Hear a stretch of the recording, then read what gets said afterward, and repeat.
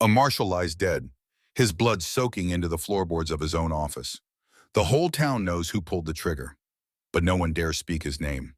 Until 2 years later, when his niece rides into Red Hollow carrying his badge and a letter that names his killer. This is the story of a woman who came for justice and found something far more dangerous, the truth. Before we begin, if you enjoy stories of betrayal, revenge, and redemption in the Old West, hit that subscribe button and drop a comment telling me where you're watching from right now. I always love seeing how far these stories travel. Now, let's ride into Red Hollow. The oil lamp burned low in the marshal's office. Its flame bent and twisted each time the night wind slipped through cracks in the weathered wood. Shadows stretched long across the walls of Red Hollow's law office, dancing like specters over wanted posters that curled at their edges. The town slept uneasily beyond those thin walls as it had for months, wrapped in a silence that felt more like surrender than peace. Daniel Reed sat at his desk, his weathered hands moving across paper with deliberate care. At 50 years old, his face carried the map of a hard life lived honorably. Deep lines traced from the corners of eyes that had seen too much, a jaw that remained firm despite the tremor that sometimes visited his fingers. Tonight, that tremor was worse. He pressed harder, with the pen willing his hand to steady. The letter he wrote would be his last testament. He knew this with the certainty that comes not from prophecy, but from pattern. The footsteps he'd been hearing behind him for weeks. The whispered conversations that died when he entered rooms. The way old friends no longer met his eyes. Red Hollow had been dying slowly for years, strangled by fear, dressed in expensive suits and false smiles. Daniel had tried to save it. Tonight he would learn if trying was enough. Sarah, he wrote the name alone, causing his chest to tighten. His niece, the daughter he'd never had, the marshal he'd trained to be better than he ever was. If you're reading this, I'm dead. Victor Stone killed me. Not with his own hands, perhaps, but with his choices, his greed, his willingness to destroy anyone who threatened his empire. The mind transfer is forged. Thomas Pike created it. Find the truth. Restore what was stolen, and tell Grace her father loved her more than life itself. Footsteps echoed in the hallway outside. Not hurried, not hesitant, measured and purposeful, like a man walking to a grave he'd already dug. Daniel's hand moved to his revolver, but he didn't draw it. Not yet. Some confrontations couldn't be avoided with steel.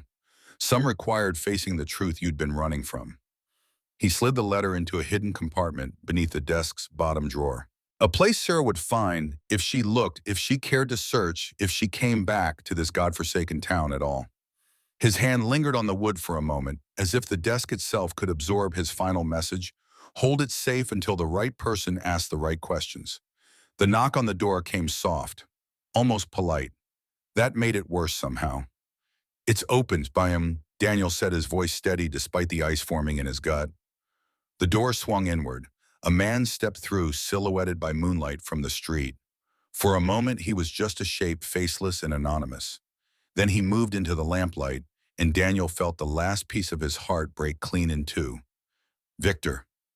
The name came out as both greeting and accusation. "You shouldn't have come here." Victor Stone had aged in the 15 years since they'd first pinned on badges together. His hair had gone silver at the temples, his shoulders had broadened with prosperity, his hands had softened from lack of honest work. But his eyes remained the same eyes that had once watched Daniel's back in a dozen gunfights, that had shared whiskey after burying good men, that had sworn an oath to uphold justice no matter the cost. Those eyes were hollow now, empty rooms where conviction used to live. 15 years, Daniel. Victor's voice carried the weight of graves. 15 years we wore the badge together, bled together. I taught you how to read a man's eyes before his gun cleared leather. You taught me that mercy wasn't weakness.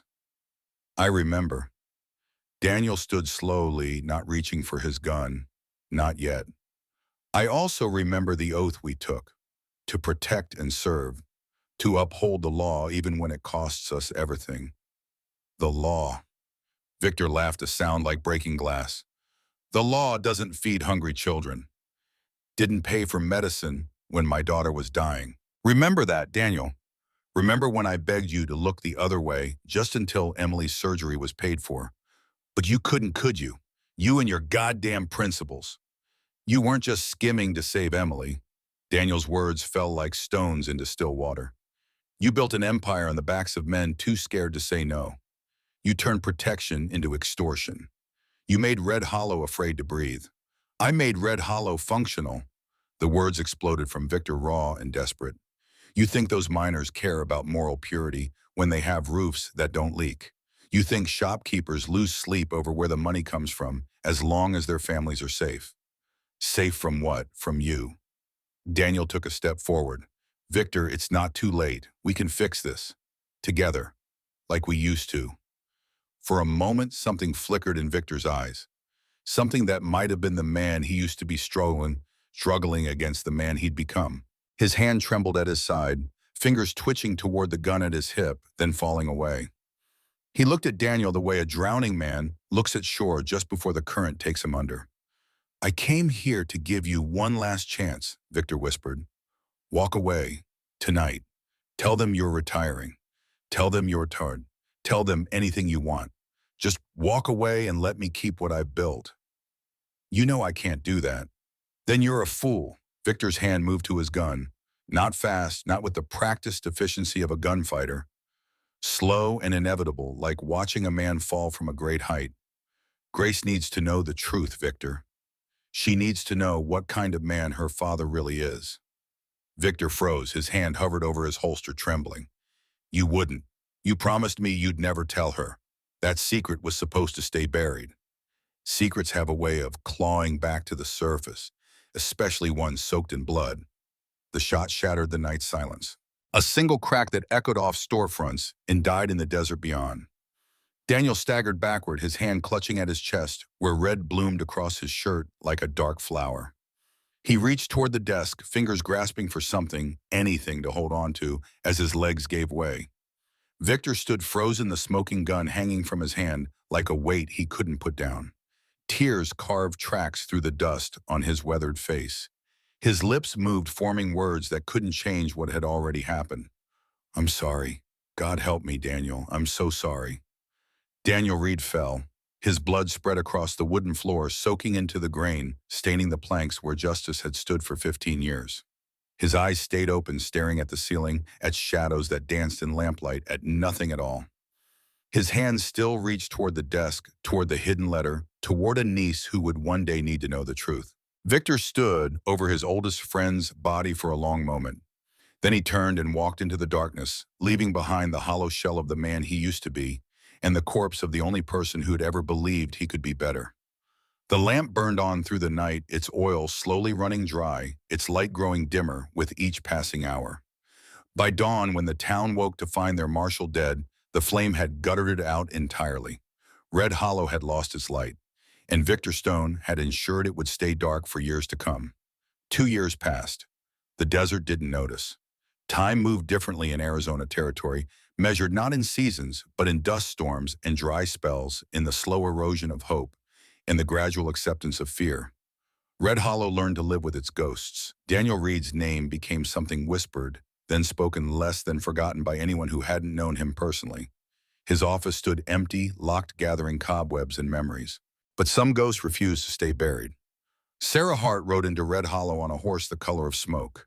The afternoon sun hung overhead like a judgment, turning the main street into a river of pale dust and hard light.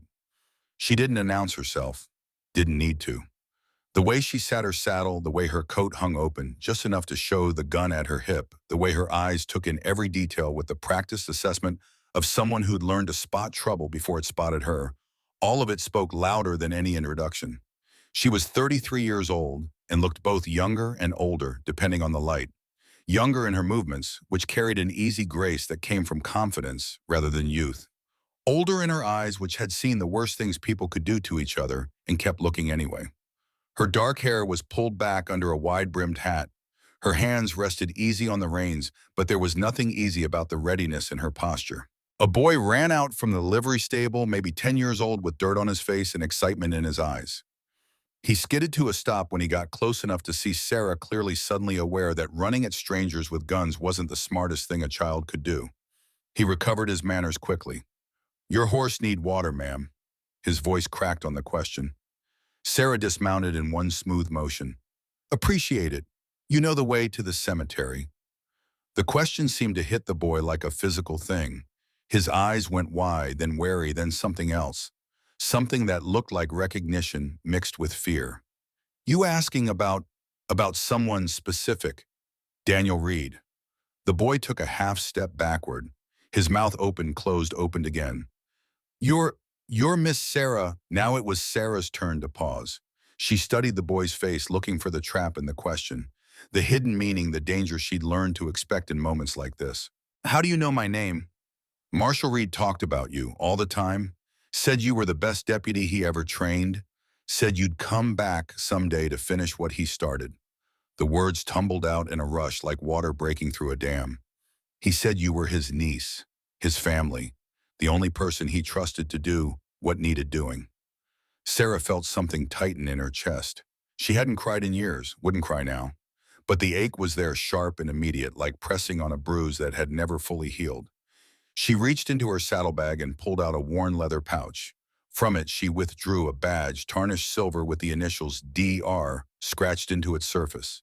He ever mentioned this? The boy's eyes locked onto the badge like it was something holy. He wore that every day, said it was the most important thing he owned because it reminded him who he was supposed to be. He sent it to me 2 weeks before he died, along with a letter. But I was deep undercover in Colorado. The letter sat at a dead drop for 18 months before I could retrieve it. By then, Daniel was long buried. The letter told me what I needed to know, and that I'd know what to do. Do you? The boy's question was simple, direct. Know what to do, so Sarah looked past him down the main street of Red Hollow. She saw buildings that needed paint, windows that needed cleaning, people who moved with the careful wariness of animals in predator territory. She saw a town that had learned to keep its head down and its mouth shut. A town that had forgotten what it felt like to stand up straight. I'm starting to figure it out, she said quietly. Cemeteries, which direction? The boy pointed. East side of town. But ma'am, you should know, folks here, they don't much like talking about Marshall Reed. Not because they didn't love him, because they did. And because remembering him hurts too much. The things that hurt are usually the ones we need to remember most. Sarah led her horse down the street, following the boy's directions. Behind her, she heard doors closing, saw curtains twitch in windows, felt the weight of watching eyes. Red Hollow knew a reckoning had arrived. It just didn't know yet whether that reckoning would save it or bury it deeper. The cemetery sat on a small rise east of town, where the desert stretched endlessly toward mountains that looked like broken teeth against the sky.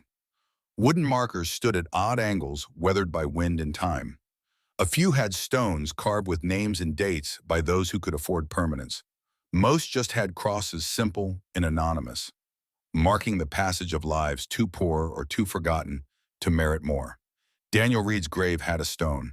Someone had cared enough to commission one to have his name carved deep enough that the desert couldn't erase it quickly. The inscription was simple. Daniel Reed, Marshall, father, friend. Nothing about how he died. Nothing about justice or sacrifice. Just the bare facts of a life that had mattered to someone. Sarah stood before the grave for a long time, hat in hand, feeling the afternoon sun beat down on her bare head. She didn't pray, wasn't sure she remembered how, but she talked voice-low words meant only for the man beneath the stone and whatever part of him might still be listening. I'm sorry I didn't come sooner, Daniel. I was working in Colorado when your letter reached me. Finished the job there. Took me a month to wrap things up and ride here. I know that's not an excuse. I know you taught me better. But I'm here now, and I'm going to finish what you started. I don't know exactly what that is yet, but I'll figure it out. You taught me how to see the truth even when everyone around me is lying. You taught me how to stand when standing seems impossible. I won't let those lessons go to waste. He would have appreciated hearing that. The voice came from behind her, soft and carrying a sadness so deep it had become part of the speaker's bones. Sarah's hand went to her gun before her mind caught up with her reflexes. She turned slowly, hand still hovering near her holster, and found a woman standing there with a bouquet of wildflowers clutched in weathered hands.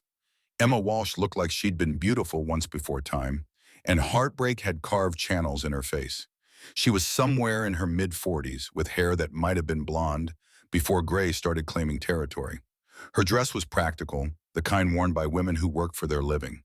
Her eyes were the saddest Sarah had ever seen. "You're Sarah," Emma said. Not a question.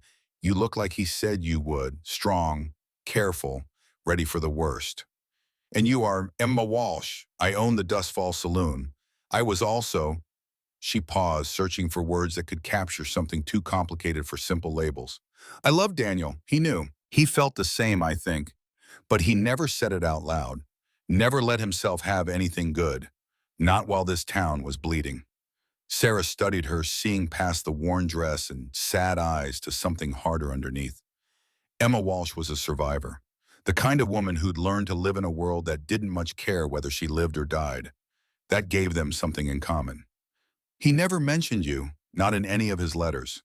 That was Daniel's way, keeping things separate, keeping people safe by keeping them distant."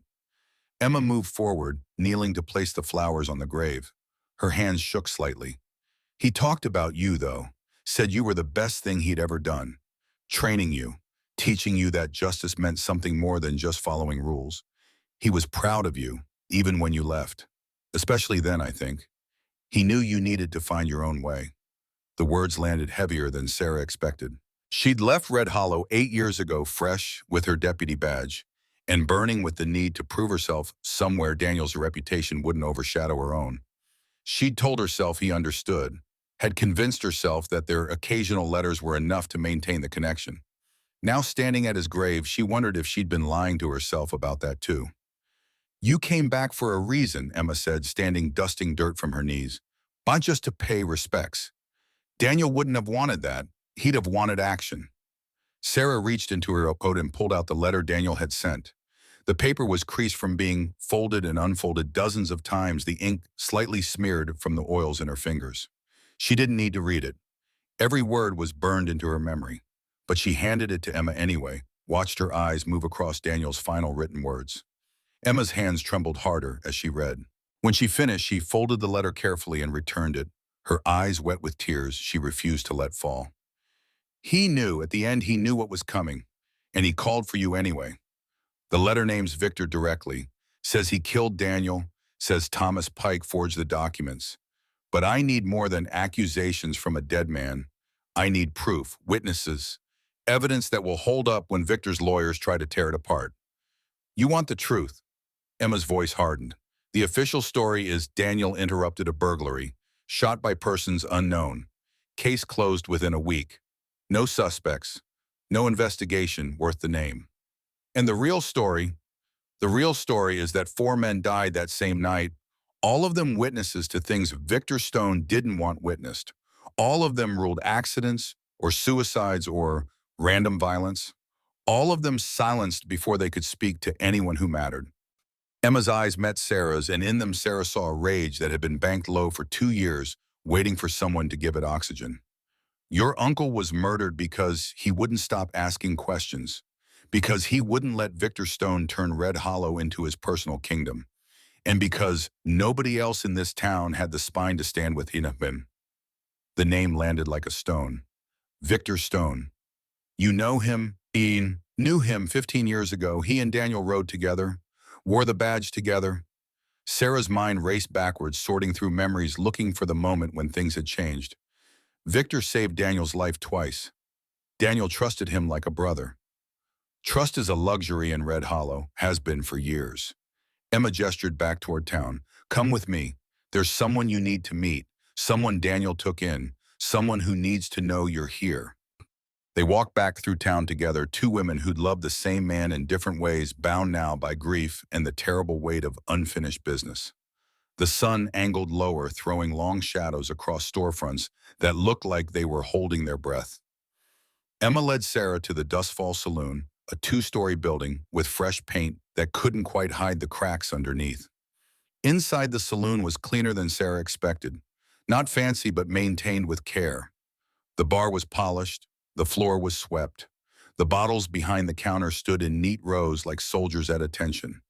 A few early drinkers sat at tables nursing whiskey and keeping their voices low. They all looked up when Sarah entered, then quickly looked away when they saw the gun at her hip and the badge she still carried in her hand. A girl stood behind the bar, wiping glasses with methodical precision.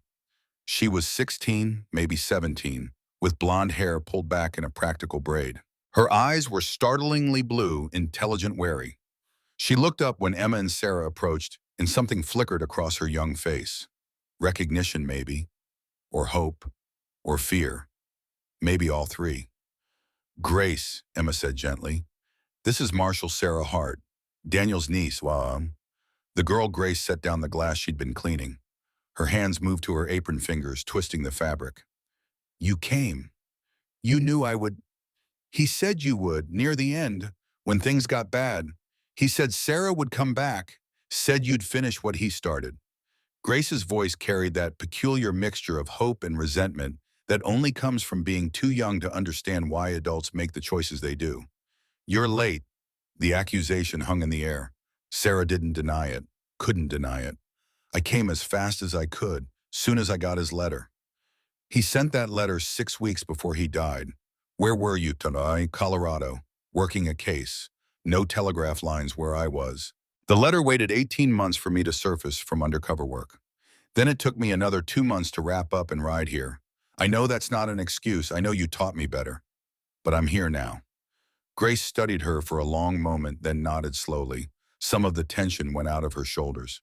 "He talked about you, said you were like him, said you couldn't walk away from what was wrong even when walking away would be smarter. He say that was a good thing. He said it was a necessary thing, different from good." Grace poured water into 3 glasses, set them on the bar. "You should know before we go further. Before you start asking questions and digging into things, people want to stay buried. This town, it's not what it was. People here, they're scared. And scared people do desperate things." "Scared of what, or scared of who?" Emma and Grace exchanged a look. Some unspoken communication passed between them, the kind that comes from living through hard times together. Finally, Grace spoke. "Victor Stone owns half this town, literally owns it. He has deeds, legal documents, papers that say he's the rightful owner of the mine, most of the businesses, even some of the houses. He has men who enforce his rules. He has officials who look the other way. He has a system that works perfectly as long as nobody questions it." And Daniel questioned it. Daniel tried to prove the deeds were forgeries, tried to show that Victor had stolen everything through fraud and intimidation. He was getting close. He had witnesses ready to testify. He had evidence. And then he died, and all those witnesses went silent, and all that evidence disappeared. Sarah felt the pieces clicking together in her mind, forming a pattern she'd seen before in a dozen other towns. Corruption didn't usually come with masks and threats. It came with smiles and handshakes and legal documents that looked legitimate enough to fool anyone who didn't look too close. It came with men like Victor Stone, who'd learned that you didn't need a gun to rob people if you had a lawyer and a crooked clerk. "You said I should know something before I started digging." Sarah's voice was quiet. "What should I know?" Grace's hand stilled on the bar. She looked at Emma, who nodded encouragingly. Then she looked back at Sarah, and her young face carried a weight no 16-year-old should have to bear. "Daniel wasn't my father, not my real father. He adopted me after my mother died, raised me, taught me, loved me like I was his own blood. But my real father," she swallowed hard, "my real father is Victor Stone, and he knows I exist. He just chose his money over his daughter." Sarah processed this. "Victor has another daughter, Emily. He saved her life with the money he stole." "His daughter from his first marriage," Grace said bitterly. "Emily's mother was respectable. Mine was a barmaid Victor took up with after his wife died. When my mother died, giving birth to me, Victor couldn't bear the scandal. A bastard daughter from the wrong side of town. So he handed me to Daniel and pretended I didn't exist." The words fell into silence like stones into a well. Sarah felt them land, felt the ripples spread outward, felt the shape of the truth become suddenly terribly clear. Daniel hadn't just been fighting corruption. He'd been fighting for a child, for Grace, to give her a father worth having when her biological father had abandoned her for profit. "Does Victor know you're here, living with Emma?" "He knows, he doesn't care. Or maybe he cares too much, and that's why he stays away. Either way, I haven't seen him in 2 years. Not since Daniel died." Not since he chose to let the man who raised me die rather than risk his empire. Sarah reached across the bar and placed her hand over Grace's. The girl's fingers were cold. I'm going to make this right. I don't know how yet, but I promise you Daniel didn't die for nothing. Don't make promises you might not be able to keep, Grace said quietly. That's what Daniel always told me. Don't promise, just do. Smart kid. Daniel had taught her well. Sarah nodded, withdrawing her hand. Then I won't promise. I'll just do. The saloon door swung open, spilling afternoon sunlight across the floor. 3 men entered, and the temperature in the room dropped 10 degrees. They weren't subtle about their entrance, weren't trying to be. They spread out in a pattern Sarah recognized immediately, the kind of formation men use when they want to intimidate, when they wanted to make sure their target understands they're surrounded and outmatched. The man in the center was lean and sharp-faced, with a smile that came too easily and meant nothing. The one on the left was taller, long-armed, with restless eyes that cataloged exits and weapons. The one on the right was built like a wall, thick through the shoulders, blocking half the light from the doorway. Brothers, Sarah guessed. Family resemblance in the nose and jaw. Thugs by profession, judging from the way they wore their guns and carried themselves. Well now, the lean one said, his voice carrying that particular drawl men use when they think they're being charming. Looks like Red Hollow got itself some fresh blood. You passing through, lady, or you planning to stay? Sarah didn't turn to look at, just took a sip of her water, eyes on Grace and Emma. Depends. Town got a problem with visitors? Depends on the visitor. Some folks they're welcome, some folks they're not. The man moved closer, boots heavy on the floorboards. Name's Cole Stone. These are my brothers, Levi and Brute. Our daddy runs things around here, keeps the peace, makes sure everyone plays nice. Peace. Sarah finally turned, giving them her full attention. Not aggressive, not defensive, just looking, taking their measure. That what you call it when 4 men die in one night and nobody investigates? The smile died on Cole's face. Levi's hand drifted toward his gun. Brute took a step forward, his shadow falling across Sarah like a threat. The other drinkers in the saloon suddenly found reasons to be elsewhere, melting toward the exit with the practiced efficiency of people who'd learned when to make themselves scarce. You got a mouth on you, Cole said, the friendliness gone from his voice. Might want to watch what comes out of it. Words can get people hurt in Red Hollow, especially people who don't know how things work here. Sarah set down her glass with deliberate care, stood slowly. She was several inches shorter than Cole Half-Brute's weight and had at least 10 years on Levi. The smart money would have been on the 3-armed men, but Sarah had spent 15 years learning that fights weren't won by the biggest or the strongest. They were won by the fastest, the smartest, and the most willing to do what needed doing. Let me tell you how I think things work, she said quietly. I think your daddy built himself a nice little operation. Skims money from the miners, takes a cut from the businesses, calls it protection. Makes sure nobody asks questions by making sure anyone who does ask ends up dead or gone. I think he's got people on his payroll, officials who look the other way, enforcers who make sure everyone stays in line. And I think he's got 3 sons who aren't smart enough to build an empire but are just dumb enough to think they can hold on to one. Cole's face flushed red. You need to shut your mouth right now before I shut it for you. Or what? Sarah tilted her head slightly. You're going to hit a woman in the middle of a crowded saloon, make a scene, draw attention. That's not how your operation works, is it? Your daddy's smarter than that. Violence is messy. Witnesses are problems. He'd rather scare people into submission than beat them. Cleaner that way, more sustainable. Then maybe we'll just escort you out of town. Make sure you understand you're not welcome. Try it. The 2 words hung in the air like a challenge. Cole looked at his brothers. Some unspoken communication passed between them. Then he moved, hand reaching out to grab Sarah's arm, probably planning to twist it, cause pain make her comply without making a spectacle. He never got the chance. Sarah moved like water flowing around his grasp, her own hand shooting up to catch his wrist.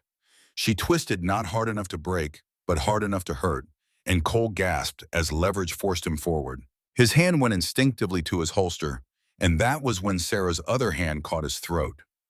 Not squeezing, not threatening, just reminding him how little breath it takes to end a man, how little strength is needed when applied to the right pressure points. Levi drew his gun. The barrel barely cleared leather before Sarah's elbow struck his wrist, the impact precise and brutal. Metal clattered to the floor with a sound that seemed impossibly loud in the sudden silence. Levi stared at his empty hand like it had betrayed him. Brute charged, no finesse, no strategy, just bulk and rage. Sarah stepped into his charge rather than away from it, using his momentum against him. A shift of weight, a hooked foot, a sharp drive of her shoulder into his center mass. Physics did the rest. Brute crashed into the bar bottles, rattling one shattering and spilling whiskey across polished wood. Then nothing. Just breathing. Just three men on the floor, or clutching injuries, or staring at their fallen gun. Just Sarah standing in the center of the room, not even breathing hard. She looked at each of them in turn. "I'm not here to make trouble," she said quietly. "I'm here to bury my uncle and find out who killed him. If that makes me unwelcome, so be it. But understand this. I'm not some drifter you can push around. I'm not some merchant you can intimidate. I'm a deputy marshal who was trained by the best lawman this territory ever saw. And I'm not leaving Red Hollow until I finish what Daniel started." She reached into her coat and pulled out $2 silver, setting them on the bar. "One for my water, one for the bottle. My apologies about the mess." Emma stared at her, something like awe mixing with fear on her weathered face.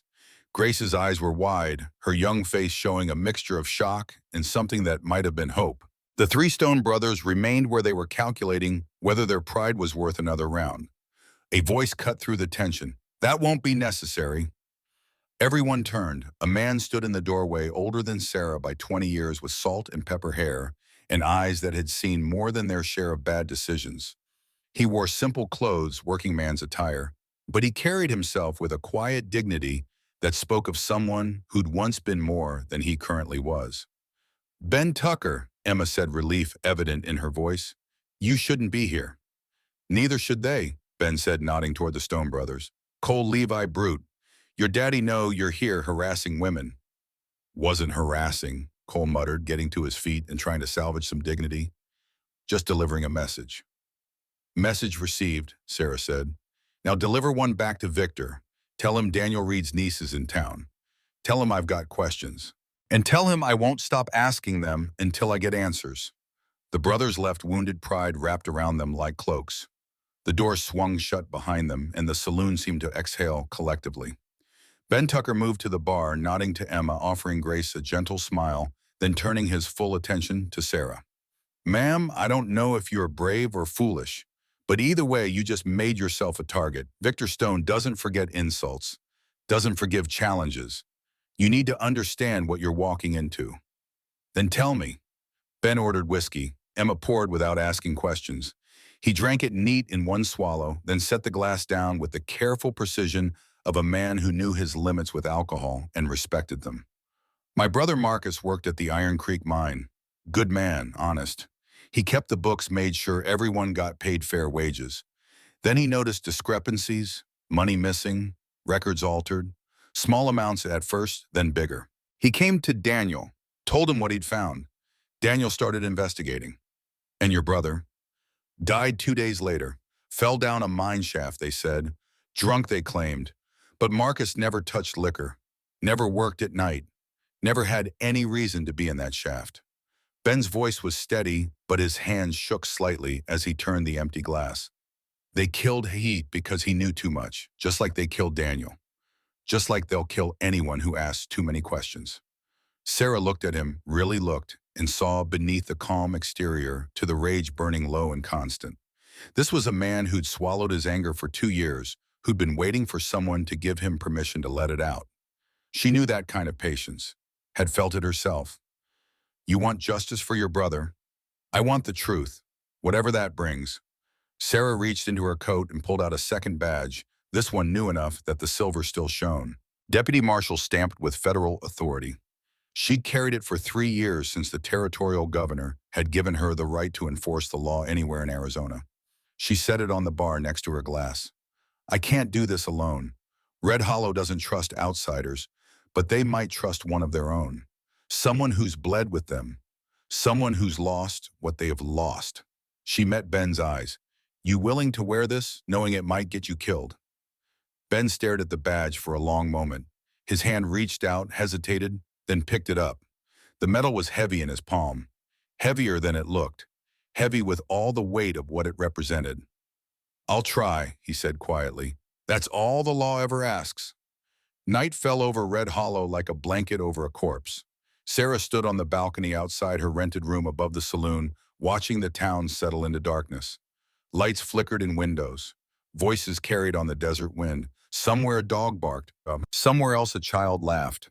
Normal sounds of normal lives in a town that had learned to pretend everything was fine. Across the street and two buildings down, a light burned in an upstairs office. Sarah didn't need to ask whose office it was. She could feel Victor Stone's presence like a weight pressing down on the town. Could imagine him standing at his window looking out over his domain, calculating how to deal with this new problem. A shot cracked through the night, not close, not aimed at her, but close enough to be a message. Sarah's hand went to her gun, but she didn't draw, didn't duck, just stood there counting seconds waiting to see if another shot would follow. It didn't. When she looked down, she saw a small hole in the wooden railing 6 inches from her left hand. Fresh splinters gleamed white in the moonlight. Not a miss, a warning. Victor Stone was telling her he could reach her whenever he wanted, that her life existed at his sufferance, that she should be afraid. Sarah reached out and touched the hole, feeling the rough edges, the torn wood. She thought about Daniel, about Grace, about Ben, and his dead brother, and all the other people Victor had hurt in his climb to power. She thought about the badge in her pocket and the oath she'd taken and the promise she'd made to a dead man who'd believed the law meant something. Then she went inside, closed the door, and began planning her next move, because Victor Stone had made a mistake. He'd shown her he was afraid, and frightened men made mistakes. All she had to do was wait for him to make the one that would bring his empire down. In his office across town, Victor Stone stood at his window, watching the light go out in Sarah's room. His hand trembled as he set down his whiskey glass. Thomas Pike stood behind him, nervous as always, waiting for instructions. "She's not leaving," Victor said quietly. "What do you want me to do?" Victor was silent for a long moment. Then he turned, and in his eyes was something that might have been regret, or might have been resignation, or might have been both. "Send word to Copper Ridge. Tell them I need Jack Kane. Tell him I'm paying double his usual rate." "Kane," Pike's voice cracked. "Sir, that's what it takes. Sarah Hart isn't some drifter I can scare off. Daniel trained her. She's got the law on her side. She's got the truth or enough of it to be dangerous. And she's got nothing to lose." Victor picked up his glass, again hands still shaking. "Kane is a professional. Clean, quick, no witnesses, no complications. Just a body in a closed case. And if he fails, Rattler Kane doesn't fail. That's why they call him Rattler. You never hear him coming until the poison's already in your veins." Pike left to send the message. Victor stood alone in his office, surrounded by the trappings of his success: expensive furniture, fine liquor, legal documents that proved his ownership of half of Red Hollow. None of it felt like victory anymore. All of it felt like chains binding him to choices he couldn't undo, to a path he couldn't leave. He thought about Daniel Reed, about 15 years of friendship that had died in a single gunshot, about promises broken and trust shattered, and the moment when power had become more important than honor. He thought about Grace, his daughter, who he'd abandoned because acknowledging her would mean acknowledging what he'd become. And he thought about Sarah Hart, who was everything Daniel had hoped she'd be: strong, principled, unwilling to compromise. Coming to Red Hollow not for revenge but for justice, which was somehow worse because justice couldn't be negotiated or bribed or scared away. The whiskey tasted like ash in his mouth.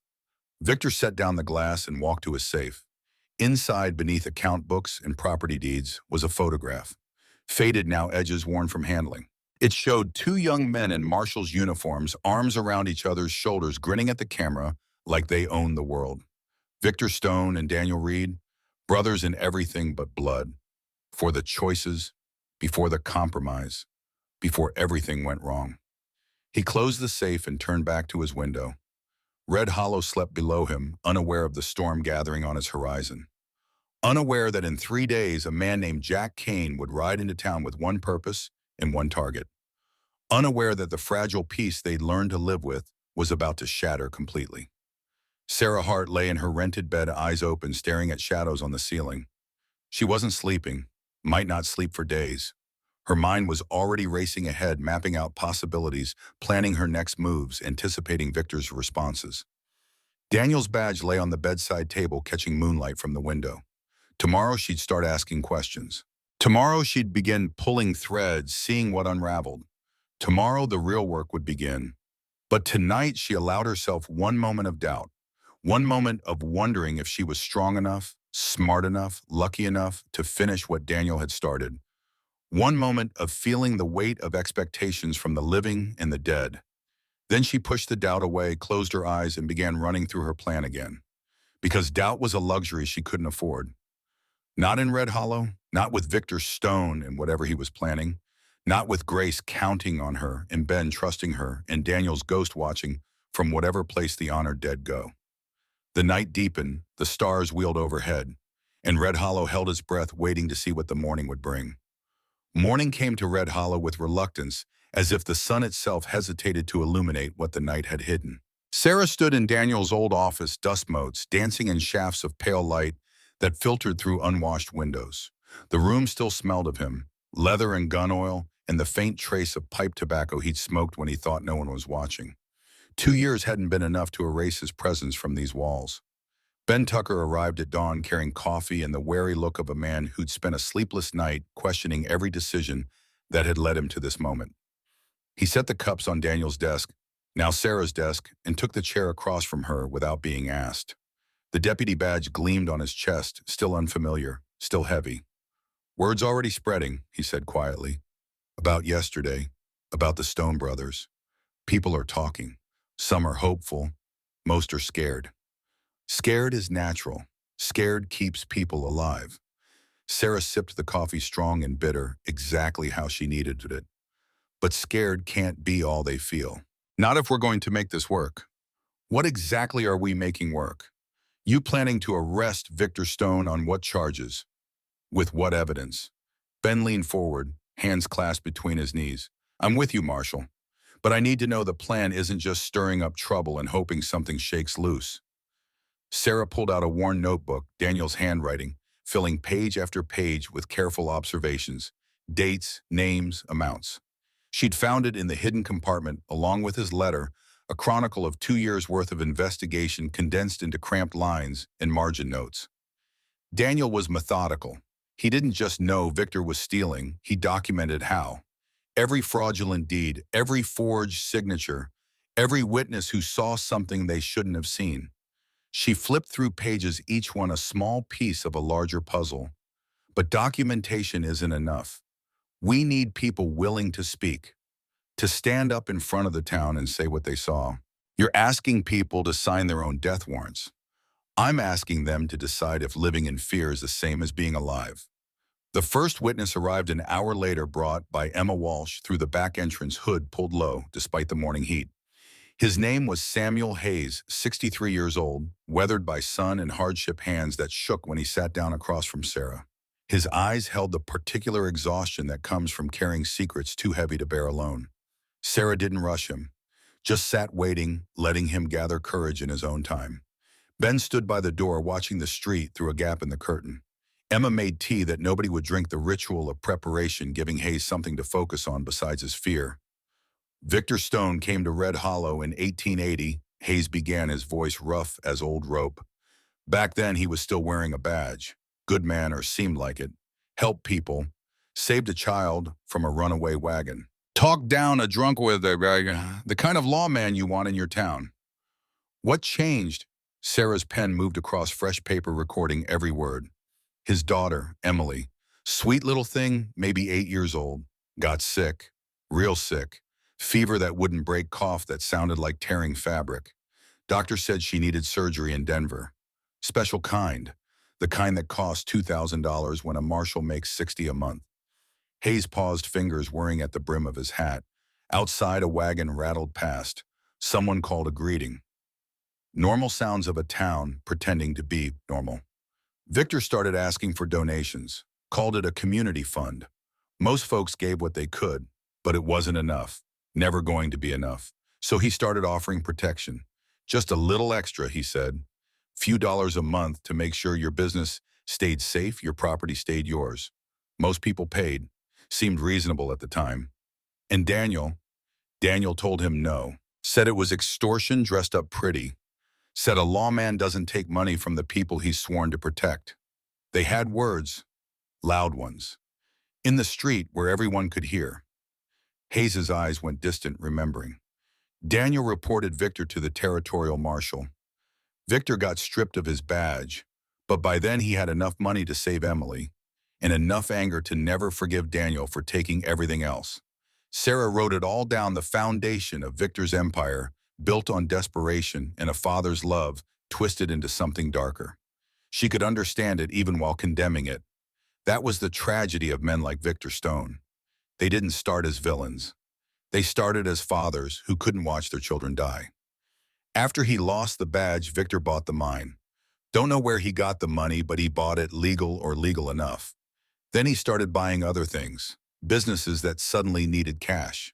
Properties whose owners suddenly wanted to leave town. Always legal, always documented, always leaving people wondering how he managed to be in the right place at exactly the right time. You're saying he forced these sales? I'm saying people who said no to Victor had a way of changing their minds, or having accidents, or deciding Red Hollow wasn't healthy for them anymore. Hayes met her eyes directly. My son Thomas, he owned a freight company. Victor wanted to buy it. Thomas said no. 2 weeks later, Thomas's warehouse burned down. Every wagon, every harness, every bit of stock. Investigators said it was an accident. Lantern knocked over. But Thomas didn't smoke. Didn't use lanterns in the warehouse. Had rules about fire. What did Thomas do? Sold to Victor for half what it was worth before the fire. Then he left town. Didn't even say goodbye. Just left a note saying he was sorry he couldn't be stronger. The old man's voice cracked. I haven't seen my son in 4 years. Don't know if he's alive or dead. Don't know if he thinks about his old father or if he's trying to forget everything about Red Hollow. Sarah reached across the desk and placed her hand over his. The gesture surprised her almost as much as it seemed to surprise him. She wasn't given to comfort. Daniel had taught her to be professional, distant, to not let emotions cloud judgment. But some moments required more than professional distance. Thank you for telling me this. I know it wasn't easy. Hayes stood, knees creaking, age and hard living, taking their toll. You going to be able to stop him? Really stop him? Or are you just going to make things worse before you leave like everyone else who's tried? I'm going to try, that's all I can promise. Daniel said the same thing. Hayes moved toward the door, then paused. There's something else you should know. About Grace, about who her father really is.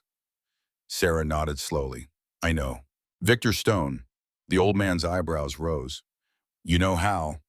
Grace told me yesterday, soon as I arrived. That girl's got more courage than most men in this town. Victor abandoned her when his wife died, just walked away. Said he couldn't look at her without seeing what he'd lost. Daniel took her in, raised her, loved her like she was his own blood. Hayes's voice hardened. That's why Victor killed him, not just because of the investigation, because Daniel was a better father to Victor's daughter than Victor ever was. Some men can't forgive being shown up like that. After Hayes left, Sarah sat in silence, processing what she'd learned.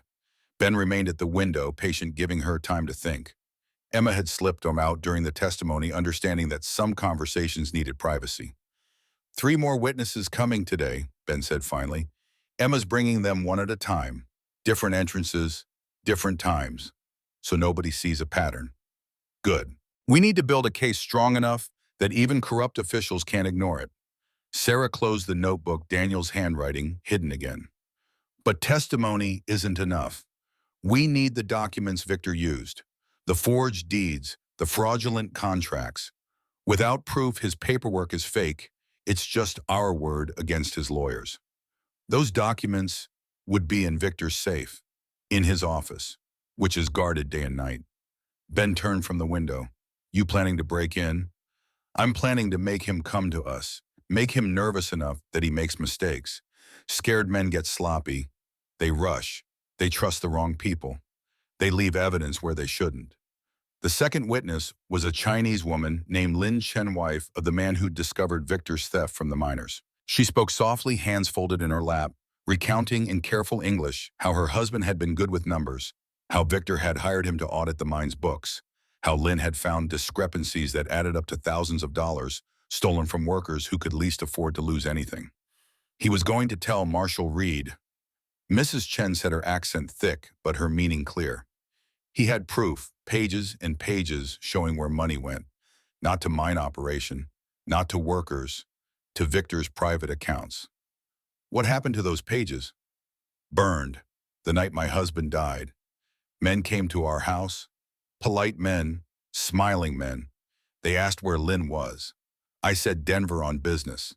They said they would wait. I told Lynn to run out back while I talked to them. But they knew.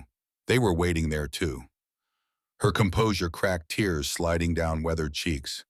I heard him call my name. Then I heard the shot. Then nothing. They came back through the house still smiling and told me my husband had tried to run. Said he must have had a guilty conscience.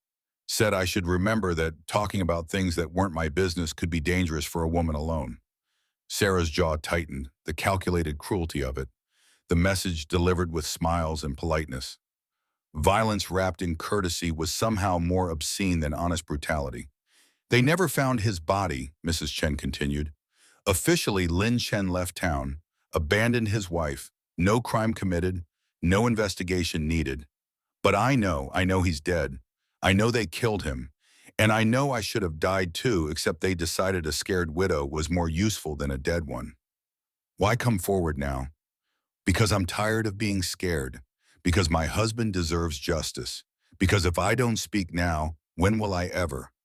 She looked at Sarah with eyes that had seen the worst humanity could offer and kept looking anyway. You remind me of him, my Lynn. He also believed some things were worth the risk.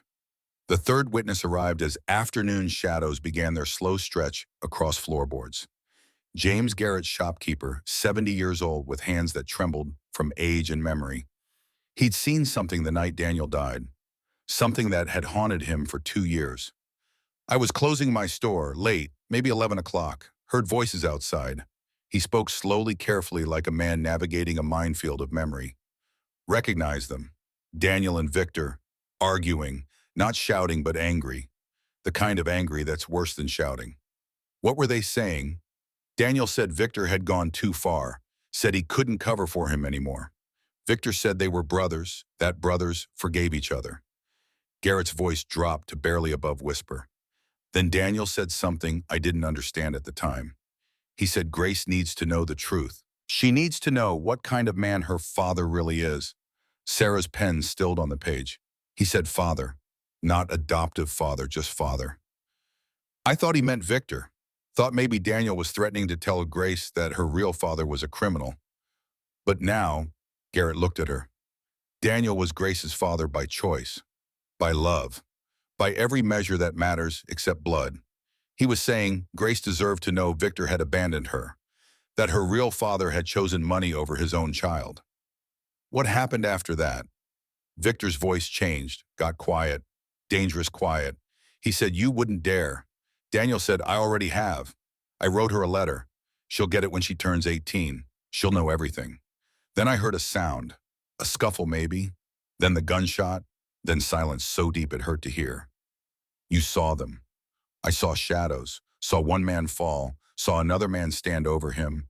Then the second man walked away, walked past my window. I could have looked, could have seen his face clearly. But shame colored his words.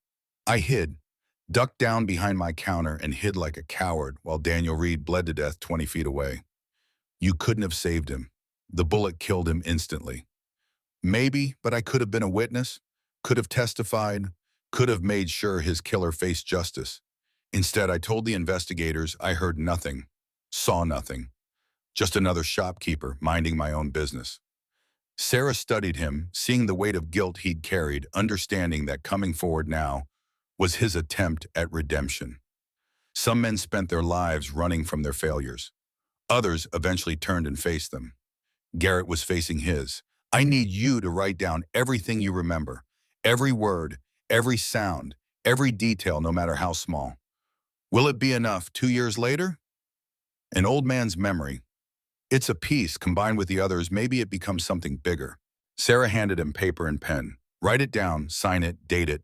Then go home and don't talk to anyone about being here. After Garrett left, Sarah sat alone in the fading light reading through the testimonies. 3 witnesses, 3 different perspectives on the same systematic destruction of a town's soul. Separately, they were just stories. Together, they began to form a pattern, a map of corruption that led back to one man.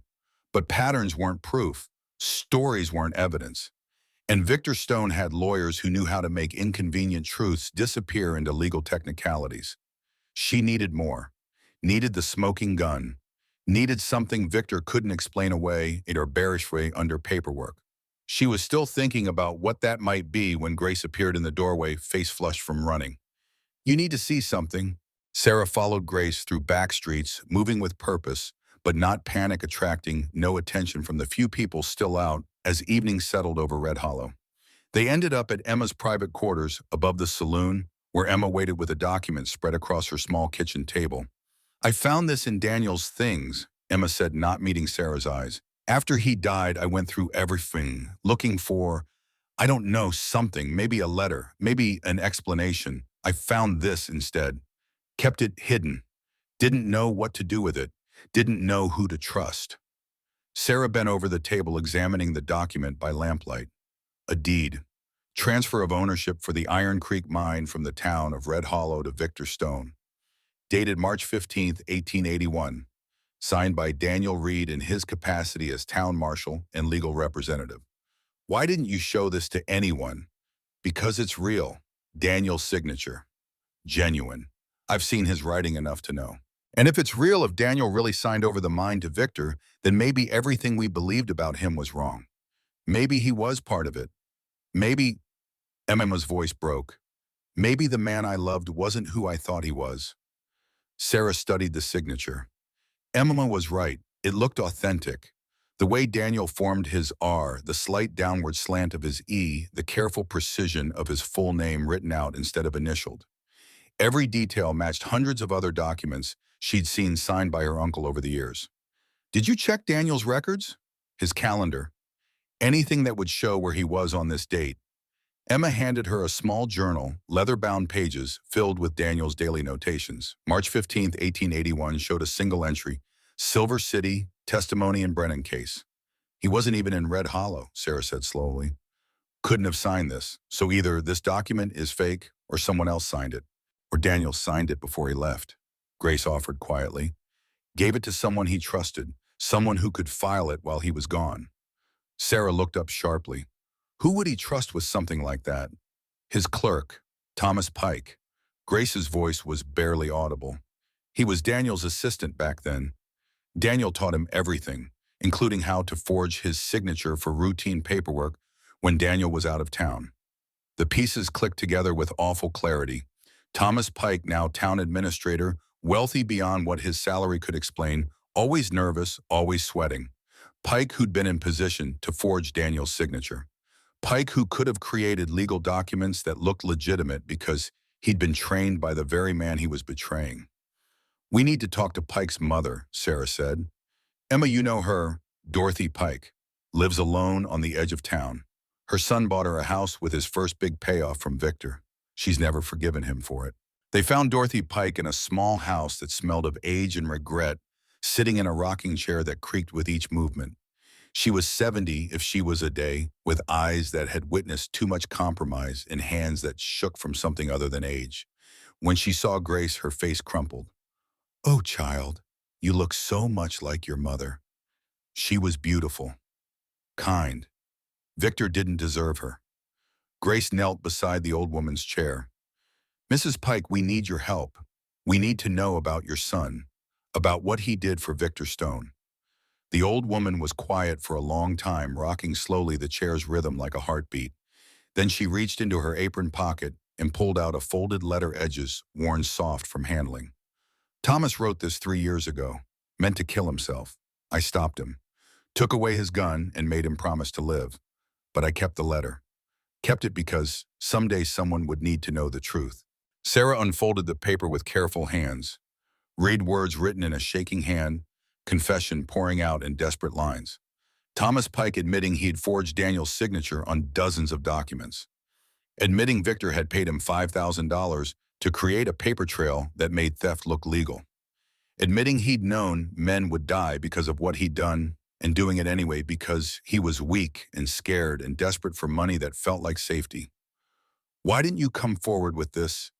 Sarah's voice was gentle despite the anger building in her chest. Because he's my son. Because I'm a foolish old woman who loves her child even when her child is a coward and a criminal. Because I told myself that keeping him alive was more important than justice. Dorothy Pike looked at Grace with eyes full of tears. But Daniel Reed loved you the way a father should, died protecting you, and my son helped kill him. That debt can't go unpaid forever. We need to arrest Thomas Pike, Ben said when they returned to the office. He'd spent the day watching, waiting, keeping track of movements and patterns. Bring him in. Make him testify against Victor. Not yet. Sarah placed the letter in Daniel's hidden compartment, safe with the other evidence. If we move on Pike now, Victor will know we have the proof. He'll have time to cover his tracks, maybe disappear entirely. We need to use this at the right moment, when it will hurt most. So what do? We go to Iron Creek tomorrow, talk to the miners, let Victor know we're not just asking questions, we're taking action. The Iron Creek mine sprawled across the eastern hills like a wound in the earth, scarred and ugly and profitable. 200 men worked there extracting silver from rock, living in camps that were barely better than the holes they dug. Sarah and Ben rode in at dawn when the day shift was gathering and the night shift was stumbling back to sleep. The foreman, Jake Martinez, was a big man, gone to fat with eyes that had seen too many men die for too little money. He didn't look happy to see a federal marshal and a new deputy riding toward his office. We don't want trouble here, he said before Sarah could speak. Men work, men get paid. That's all that matters. How much do they get paid? $1.20 a day, industry standard. And how much does Victor Stone take out before they get that $1.20? Martinez's jaw tightened. Protection fee. 10%. Keeps everyone safe. Safe from what? Accidents, injuries, things that happen in mines when owners aren't careful about maintenance. Sarah looked past him to where miners were gathering listening. Tired men with tired eyes bent from labors, old before their time. Men who'd spent their lives making other men rich while staying poor themselves. Victor Stone doesn't own this mine, she said loud enough for everyone to hear. The documents he has are forgeries, created by a clerk he bribed, signed with a dead man's name by someone who was trained to fake that signature. The murmuring started, low at first, then building. Martinez's face went red, then white, then red again. You can't just come in here making accusations. Mr. Stone has lawyers, has judges, has people who will say you're lying. I have proof, written confession, testimony from witnesses, evidence that will hold up in any court that isn't bought and paid for. Sarah dismounted, walked closer to the gathered miners. I'm offering you a choice. Keep paying Victor Stone to steal from you. Or stand up. Say no. Take back what's yours. A voice from the crowd. And when Victor's men come, when they start burning our homes, hurting our families, then you'll have a federal marshal and the territorial law backing you. Not promises, legal authority, real protection. Jake Martinez stepped forward. He was trembling, whether from anger or fear, Sarah couldn't tell. You're asking us to risk everything. Our jobs, our lives, for what? For justice. Justice doesn't feed hungry kids. No, but it might give them a future worth living in. The miners talked among themselves, arguing, debating, fear fighting with hope, fighting with exhaustion. Finally, Martinez turned back to Sarah. We'll do it. We'll refuse to pay. But if this goes wrong, if Victor comes down on us, you better not run. I won't run. That's a promise. They rode back to town in silence, both understanding that they just lit a fuse. Now they had to wait and see what exploded. They didn't have to wait long. By afternoon, Victor's collectors had arrived at Iron Creek expecting their usual payment. By evening, they'd returned to town empty-handed and angry. By sunset, Victor Stone was standing in the street outside Daniel's office, face dark with rage, 20 men behind him. Sarah met him on the porch. Didn't hide. Didn't back down, just stood there, hand resting easy near her gun waiting. You're making a mistake, Victor said, his voice carrying that dangerous calm of a man holding on to control by fingernails. Those miners need to work, need their jobs. You're going to cost them everything. The only thing I'm costing them is your theft. They'll work. They'll get paid. They just won't pay you for the privilege of breaking their backs. The mine is mine, legally purchased, properly documented. You have no right. Your documents are forgeries. I can prove it. I will prove it. And when I do, everything you've built comes down. Victor's hand moved toward his gun. So did the hands of his men. The street held its breath. Sarah didn't flinch. Ben stepped out of the office behind her, his own hand ready. From windows, from doorways, from shadows, other people appeared. Not many, but enough. Miners who'd followed from Iron Creek, shopkeepers who'd lost businesses, families who'd buried loved ones under suspicious circumstances. Red Hollow was choosing sides. Victor saw it too, saw the calculation shift, saw that violence here now in front of witnesses would cost more than he could afford. He lowered his hand slowly. His men followed suit, but his eyes promised this wasn't over. You should have stayed away, Sarah. Should have let the dead stay buried. Daniel was my family. Grace is under my protection. And this town deserves better than living in fear of you. Victor turned and walked away, his men following. But Sarah saw him stop at the end of the street, saw him speak to a rider who'd just arrived, saw money change hands, saw the rider nod and turn his horse back the way he'd come. What was that? Ben asked. That was Victor calling in reinforcements, hiring someone to solve his problem. Sarah watched the rider disappear in a cloud of dust. Someone who does things Victor doesn't want to do himself. You think he hired a killer? I think we just became too dangerous to scare off, which means Victor's going to try something more permanent. The name reached Red Hollow before the man did. Rattler Kane. Spoken in whispers passed from person to person like a contagion. 30 kills, 30 gunfights, never lost, never even wounded. A professional who approached killing the way other men approached carpentry, with practiced skill and no emotional investment. Sarah heard the name and felt ice in her gut. She'd heard of Kane. Every lawman in the territory had heard of him. He didn't kill for pleasure or anger or any of the usual reasons men killed each other. He killed because that's what he was good at, because people paid him, because it was business. We should leave, Grace said that night, voice small in the darkness of Emma's kitchen. All of us, before he gets here. Leave and go where? Sarah asked gently. Leave and let Victor win. Leave and watch from a distance while he continues destroying lives. Better than dying. Is living with yourself after running away better than dying while standing up? Sarah reached across the table and took Grace's hand. Your father, your real father, in all the ways that matter, died because he wouldn't run. Because he believed some things were worth the cost. And look where it got him, dead, buried, forgotten by everyone except the people who loved him. Not forgotten, never forgotten. Daniel Reed's name still means something in Red Hollow. Still stands for something. That's worth more than survival at any cost. Grace pulled her hand away, angry, scared, 16 years old and tired of being brave. You sound just like him. All noble words and righteous principles. Where does that leave the people who care about you? Where does that leave me when you're dead and I'm alone again? Sarah had no answer, because Grace was right. There was a selfishness in righteousness. A cost paid by those left behind. Daniel had paid it. Sarah was about to pay it.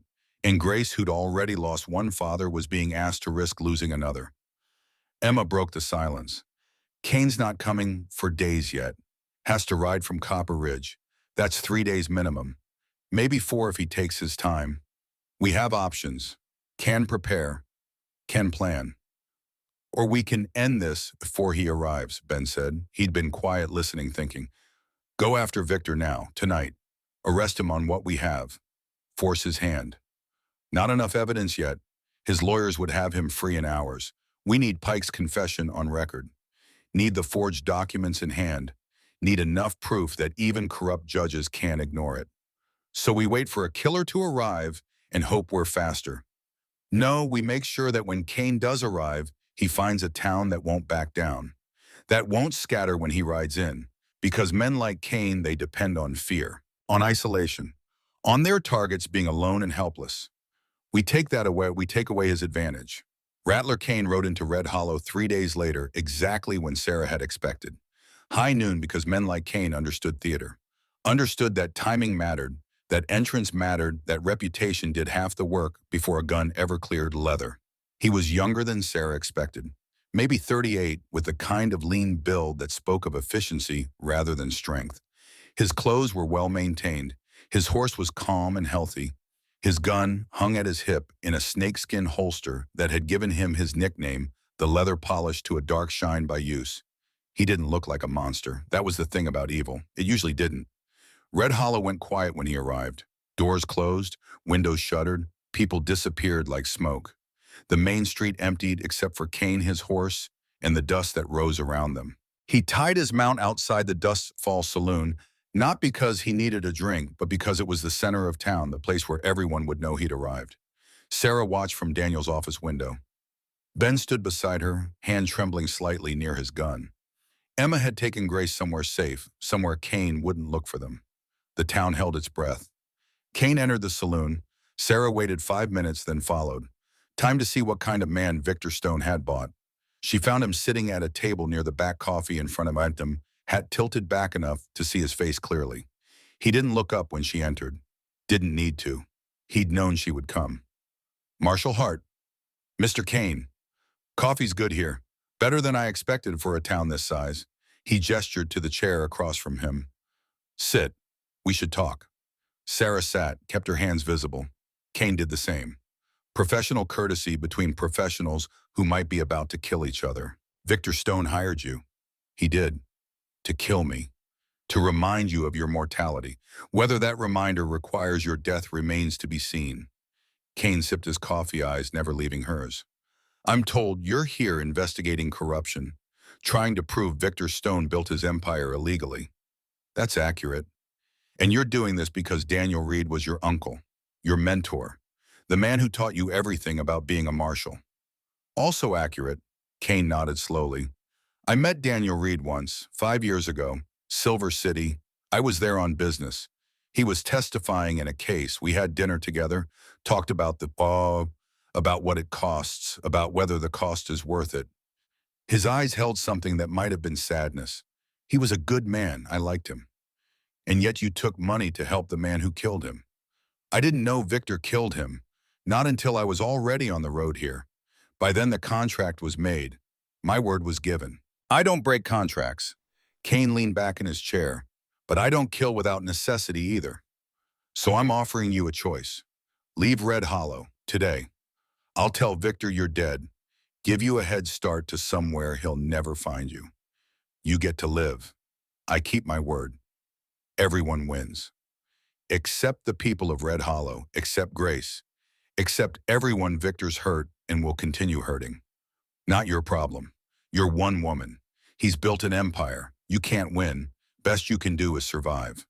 Sarah studied him, saw a man who'd made peace with what he was, who'd found a way to kill without it killing him back, who'd drawn lines around his conscience and convinced himself those lines made him different from common murderers.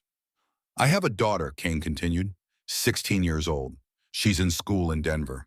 Smart girl, going to be a teacher someday. Everything I do for her. To give her opportunities I never had. To make sure she never has to do what I do. Daniel had a daughter too, adopted. Grace. You've probably seen her, blonde hair, blue eyes, 16 years old. Working in a saloon because her father was murdered and her blood father abandoned her.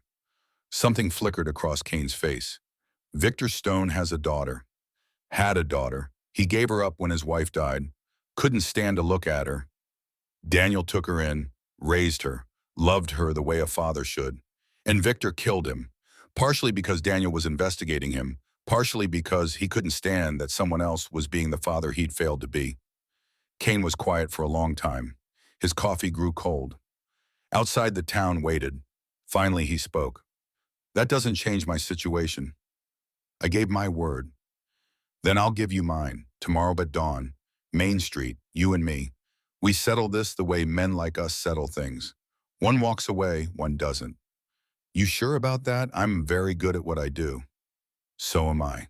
Kane stood, dropping his coins on the table for the coffee. Dawn, then. I'll be fair about it. Square draw. No tricks, no ambush, just skill against skill. That's all I ask. He walked to the door, then paused.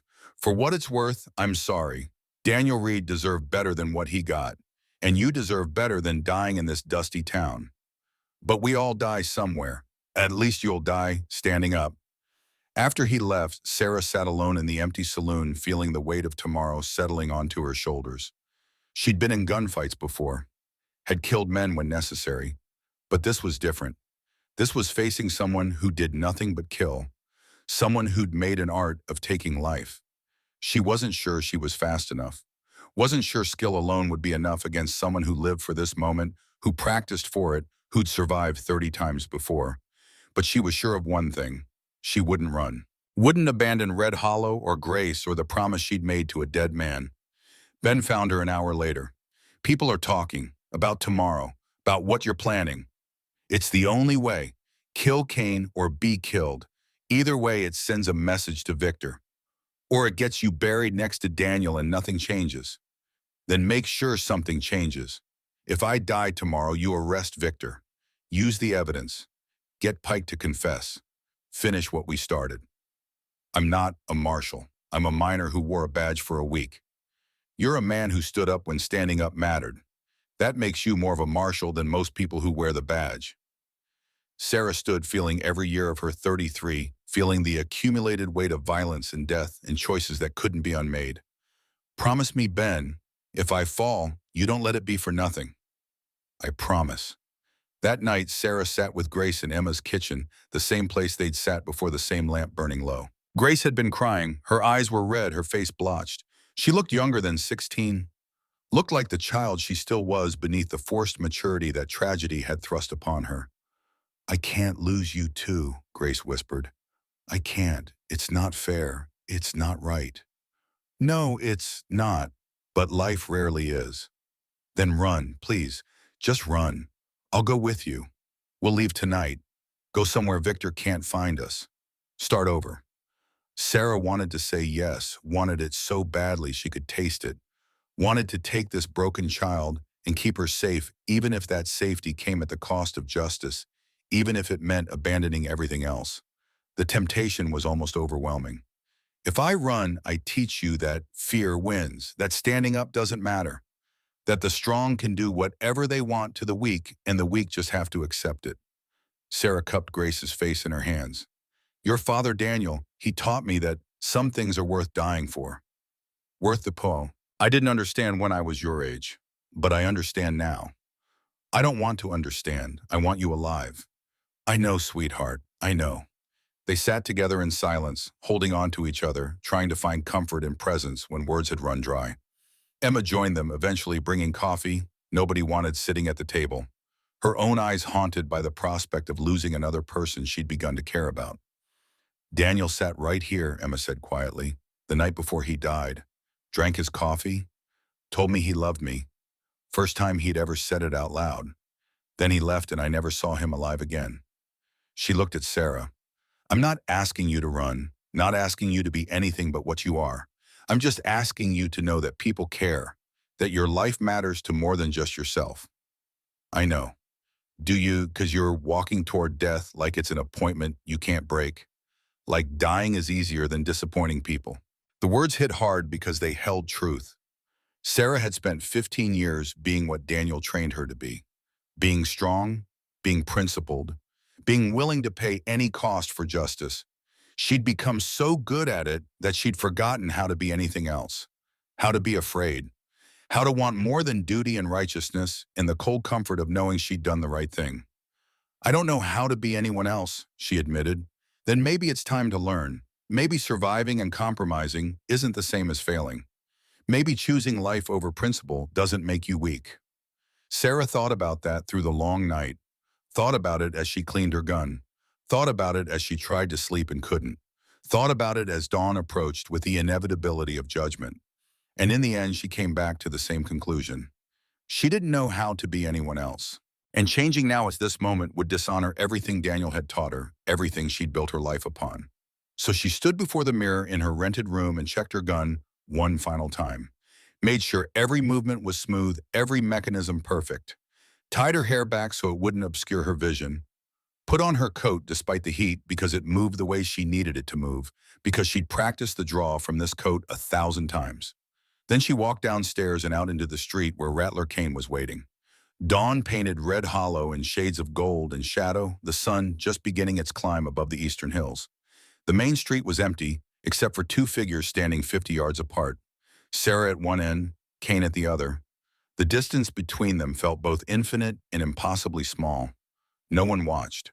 Or if they did, they watched from hiding from windows and cracks in doors, unwilling to witness directly what might happen next. Sarah understood. Death was private, should be private. The fact that it sometimes happened in public didn't make it a spectacle. Kane stood easy, relaxed, hand hanging loose near his gun. He looked like a man waiting for a friend, not preparing to kill. Sarah envied him that. She felt every muscle tense, every nerve screaming, her heart hammering against her ribs like it was trying to escape what was coming. "Last chance," Kane called across the distance. "Won't away. Live." Sarah's answer was to settle her stance, to let her hand fall near her holster, to show without words that this was happening, whether he wanted it to or not. Kane nodded. Respect maybe, or acceptance, or just acknowledgement that they'd reached the point where words were useless. The moment stretched, wind moved dust across empty street, a shutter creaked somewhere, a horse stamped in its stable. Normal sounds made surreal by context, by the knowledge that in seconds, someone would die. Then movement. A blur at the edge of Sarah's vision, a figure running from the Dust Falls saloon, small, fast, blonde hair flying. Grace. "Stop!" Grace's voice cut through the tension like brick-pane glass. "Nobody shoot!" She ran into the middle of the street, placing herself between Sarah and Kane, arms spread wide like she could physically block bullets with her body. Both adults froze, Sarah's hand halfway to her gun, Kane's fingers brushing his holster. "Grace, move." Sarah's voice was sharp with fear. "No, I won't. You want to shoot each other? You have to shoot through me first." Kane lowered his hand completely, stepping back. "Girl, this isn't your fight. She's all I have left. You take her and I'm alone. You both talk about principle and duty and doing what's right, but what about me, who protects me, who thinks about what I need?" Grace was crying now, words tumbling out in desperate rushes. "My mother died when I was born. My real father abandoned me. My adoptive father was murdered. Everyone I've ever loved leaves or dies or goes away, and I'm so tired of being alone." Sarah moved forward slowly, hands visible, no threat. "Grace, honey, I know you're scared." "I'm not scared. I'm angry. I'm furious that everyone keeps making choices that take them away from me. I'm sick of being brave. I'm exhausted from standing up and being strong and pretending I understand why death is better than compromise." She turned to Kane. "You have a daughter, 16 years old, in Denver. Would you want her watching her parent die for principle?" Kane's face had gone pale. "How did you know that?" "Because Marshall Hart told me. Because she knows what matters. She knows family matters more than reputation." She just forgot for a little while. The sun climbed higher. Light spilled across the street, illuminating the scene like a stage. Grace standing between two killers, arms spread, tears streaming, refusing to move. Sarah frozen between duty and love. Kane caught in the terrible realization that his presence here was asking someone to lose exactly what he was killing to provide for his own daughter. Then another figure appeared. Emma running from the saloon, face flushed. Riders coming from the east, a lot of them. Everyone turned. Dust rose on the horizon, getting closer. 10 riders, maybe 15, moving fast. Sarah squinted against the sun, trying to make out details. Then she saw the badge on the lead rider's chest catching morning light. Caleb Morgan, territorial marshal, coming with deputies and authority and the full weight of federal law. Sarah had sent for him days ago, a telegraph from the next town over, asking for backup, for support, for someone with more authority than a deputy marshal working alone. She hadn't mentioned it to anyone because she'd known people would ask why she didn't just wait for help instead of facing Kane alone. And the answer would have been that pride and principle in the ghost of Daniel Reed wouldn't let her wait, wouldn't let her be smart, would have driven her to face Kane even when backup was coming. But Grace had stopped her, had given her time for smart to catch up with pride, had maybe saved her life by refusing to let her throw it away. Kane saw the riders and understood immediately. He turned to Sarah, tipped his hat. "Looks like our appointment's been canceled. Can't say I'm disappointed." He glanced at Grace. "You're a brave girl. Stupid, but brave. Take care of your marshal. She needs someone to remind her she's mortal." He mounted his horse and rode out, heading south, away from the approaching lawmen, away from Red Hollow, away from a confrontation that had suddenly lost its purpose. Sarah watched him go, feeling relief and disappointment warring in her chest. Caleb Morgan reined in his horse in front of Sarah Dust, settling around them.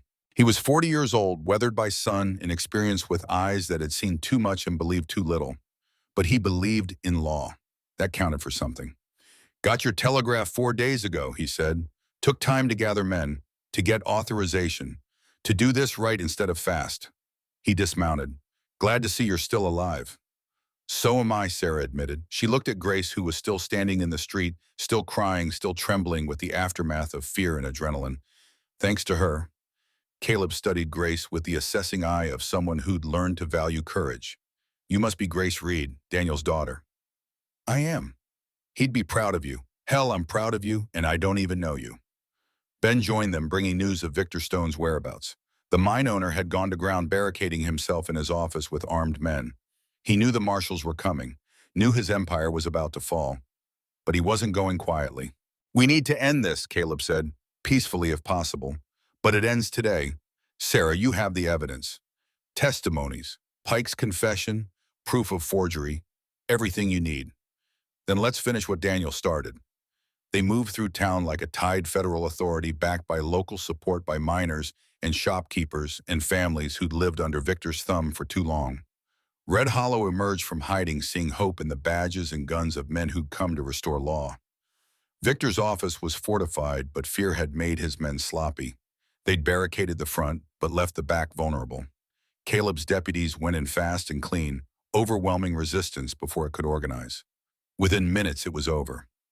Victor's men disarmed, Victor himself sitting at his desk, staring at nothing, looking older than his 52 years. "It's done, Victor," Sarah said, stepping into the office. "Over. You lost." "Did I?" Victor looked up, eyes hollow. "You think this changes anything? Think arresting me fixes Red Hollow. I'm not the disease. I'm the symptom. This town was dying when I got here. I just controlled how it died." "Maybe, but at least now it has a chance to decide its own fate." Caleb placed Victor Stone under arrest. "Read the charges," in a voice that carried authority and finality.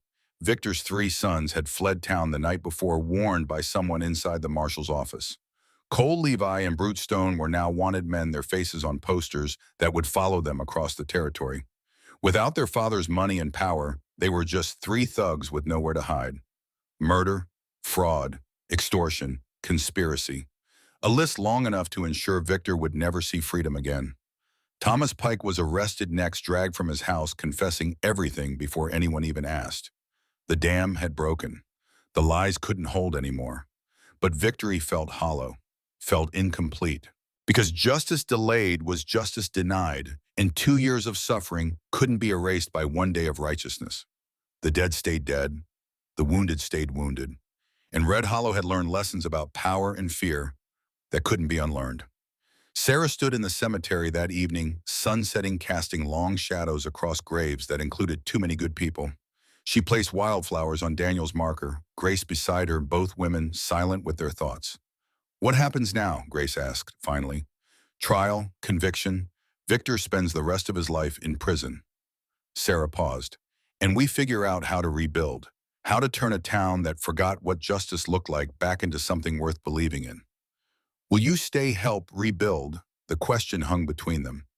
Sarah had responsibilities elsewhere, cases waiting, territory that needed marshaling. She'd told herself this was temporary. Get justice for Daniel, then move on. That's what she did. That's who she was. But Grace was looking at her with eyes that held hope and fear in equal measure. And Sarah realized she had a choice. Keep being who she'd always been, moving from town to town, never staying, never connecting, never being more than Daniel's legacy. Or stay, root herself, become something more than a badge and a gun. I don't know, she admitted. I've never stayed anywhere. Not since I left here 8 years ago. Maybe it's time to learn how. The words echoed Emma's from the night before. Maybe it was time. Maybe Sarah had spent enough years proving she was what Daniel trained her to be. Maybe now she could figure out who she was beyond that. Who she could be if she chose life over constant duty. Let me think about it, she said. They walked back to town together as stars began appearing in the darkening sky. Red Hollow was quiet but not silent. People were in the streets, talking, planning, beginning the slow work of reclaiming their home from fear. It would take time, would take effort, would require believing in themselves again. But it could be done. Sarah had seen it before, had helped other towns find their way back from darkness. The question was whether she'd stay long enough to see it through here, whether Red Hollow could become home instead of just another job. She didn't have the answer yet, but for the first time in 15 years, she was asking the question, and that felt like progress. The morning after Victor Stone's arrest brought a different kind of quiet to Red Hollow. Not the oppressive silence of fear, but the tentative hush of people waiting to see if hope was real or just another cruelty. Sarah stood in Daniel's office, now truly hers, watching dawn paint the street in shades of amber and gold. Caleb Morgan sat across from her, maps and documents spread between them, coffee growing cold in forgotten cups.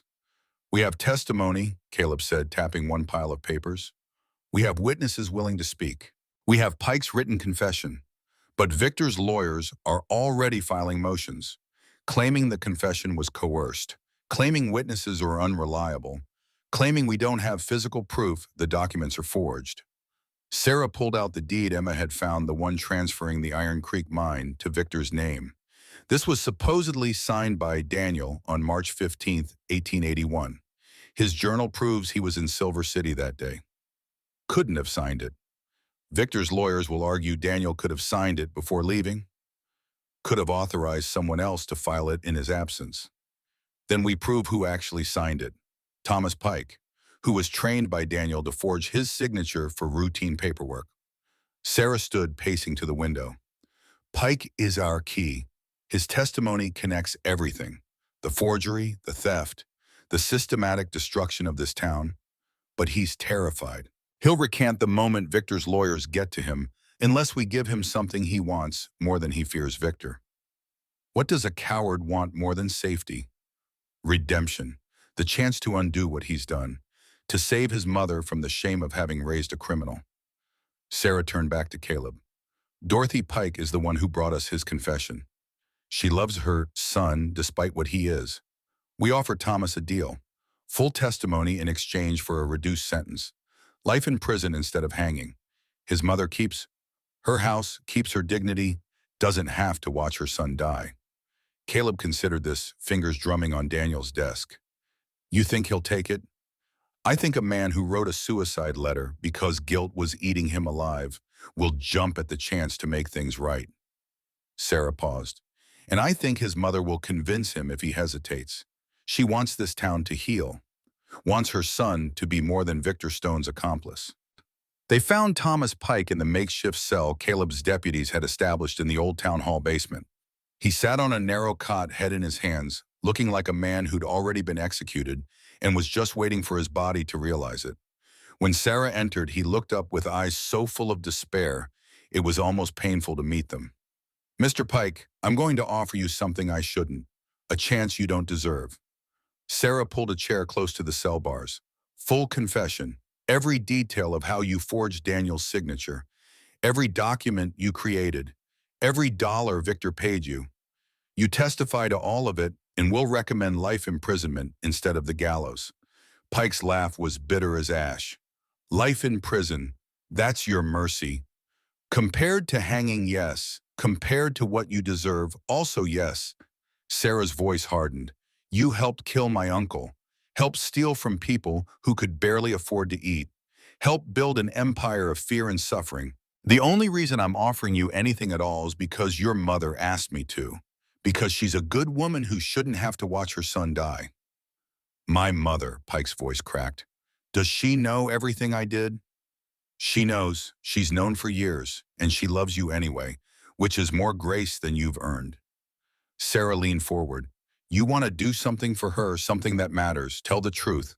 Let her see you be brave for once. Let her believe her son can be more than a coward who sold his soul for $5,000. The silence stretched. Outside, Red Hollow was waking. Shopkeepers opening doors, miners heading to work at a mine that would soon be returned to them.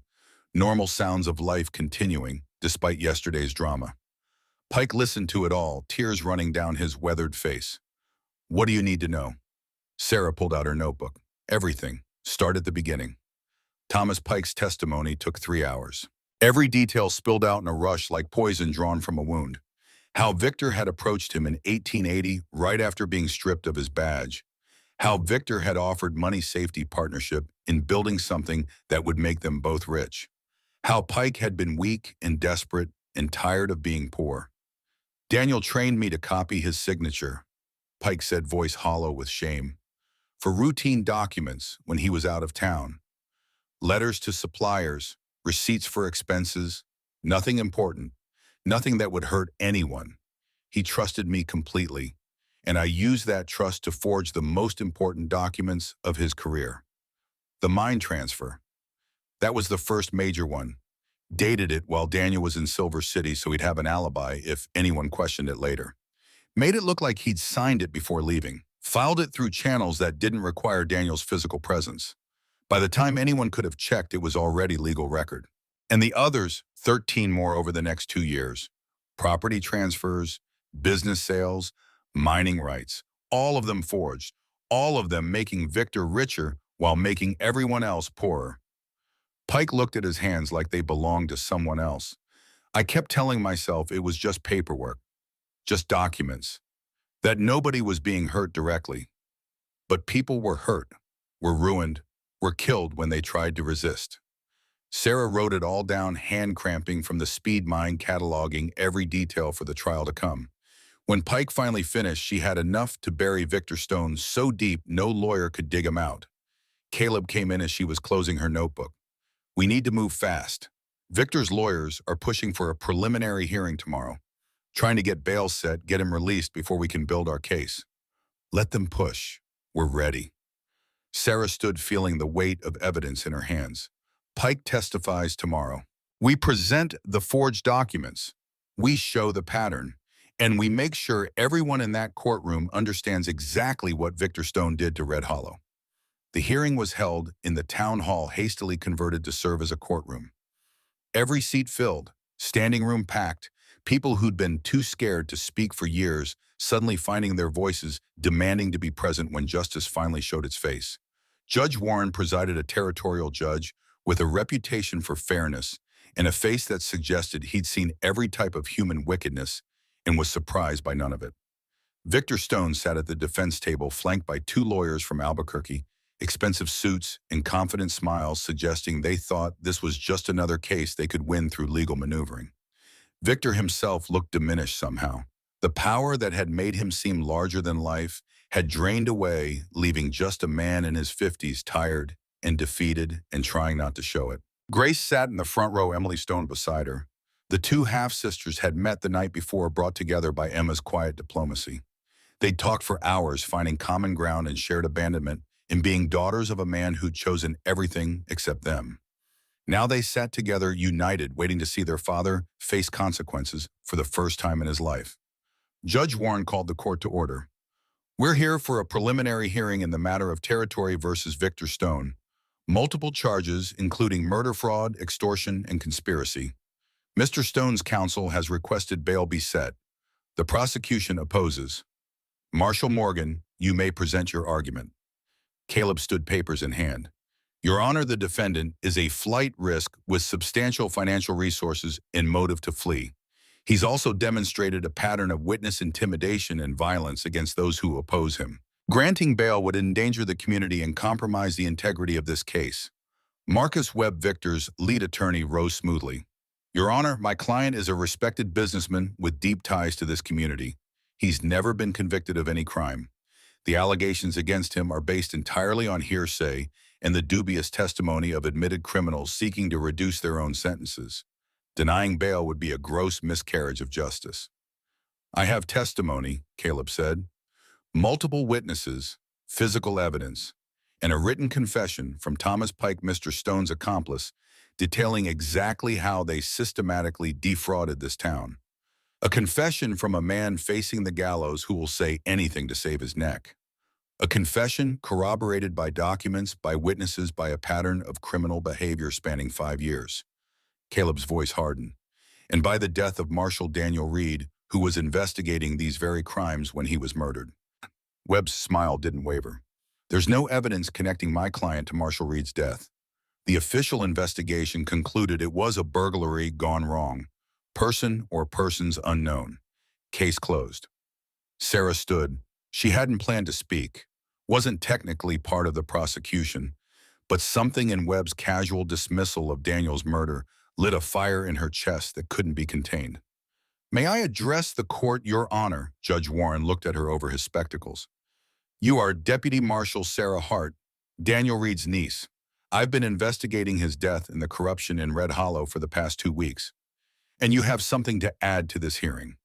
I have a letter, written by Daniel Reed the night he died, hidden in his office, found by me 2 days ago."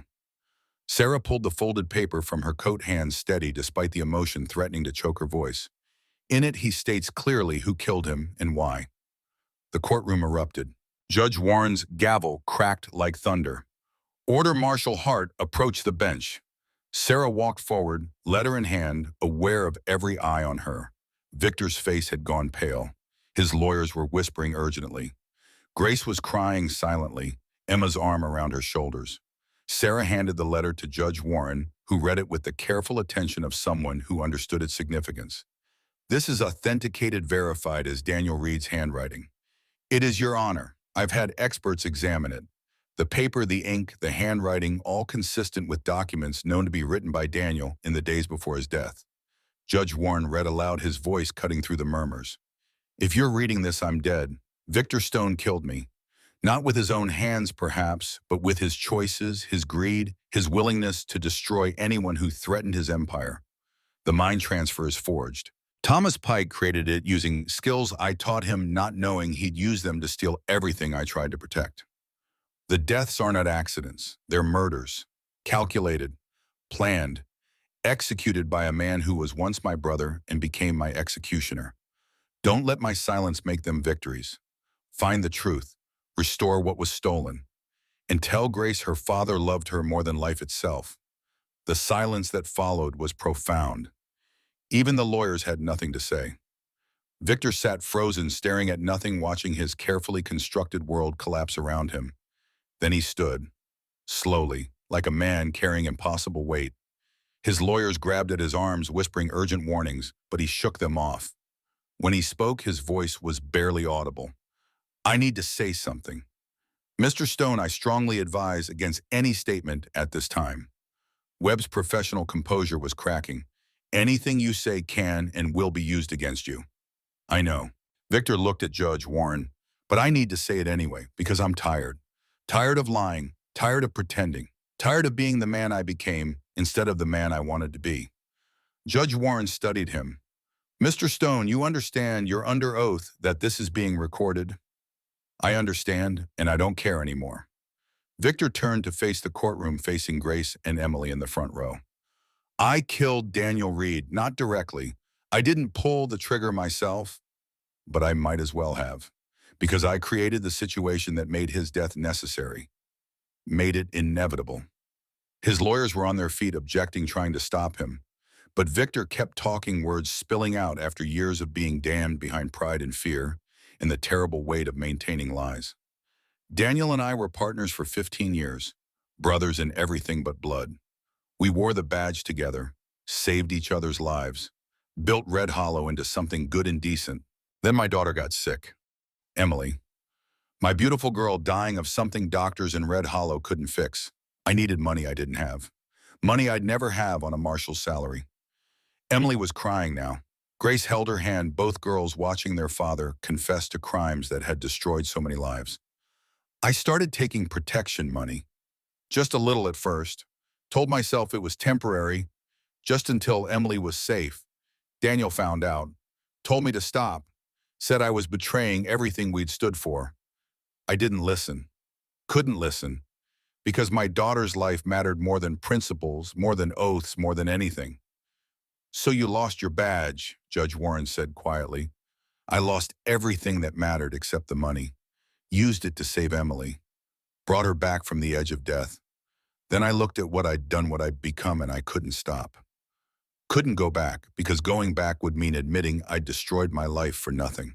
Easier to keep going or forward. To tell myself that being rich justified the cost. Victor's voice broke. Daniel tried to save me. Tried to bring me back. Said it wasn't too late, that we could fix things together. I went to him that night planning to confess, planning to turn myself in, accept whatever punishment came. But then he said Grace would know the truth, that she'd know her father had abandoned her and chosen money over his own child. And I couldn't let that happen. Couldn't let her know how weak I was. So you shot him. I shot the only person who ever believed I could be better than I was.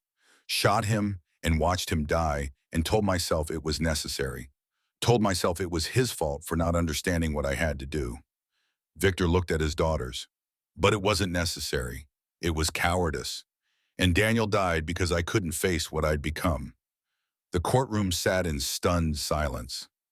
A confession, complete, unforced. Given not because Victor had to, but because carrying the lie had finally become heavier than bearing the truth. Judge Warren let the moment stretch, understanding that some things needed to settle into people's bones before proceeding. Mr. Stone, I'm going to ask you directly.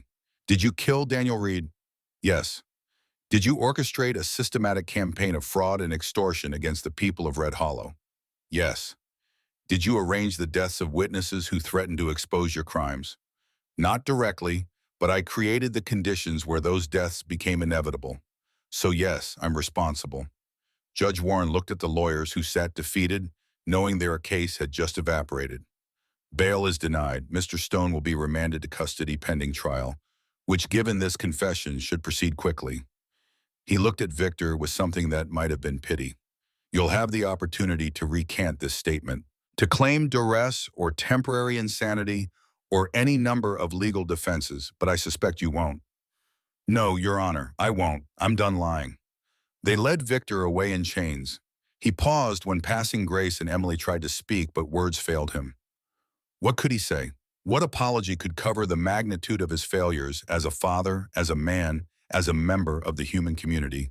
Grace looked at him with eyes that held neither forgiveness nor hatred, just a terrible sadness for what might have been if he'd chosen differently. Outside the courthouse, the town gathered in clusters processing what they'd witnessed. A confession. Justice. The end of years of fear. But the emotion wasn't celebration. It was something more complex. Relief mixed with grief. Victory tainted by the cost of achieving it.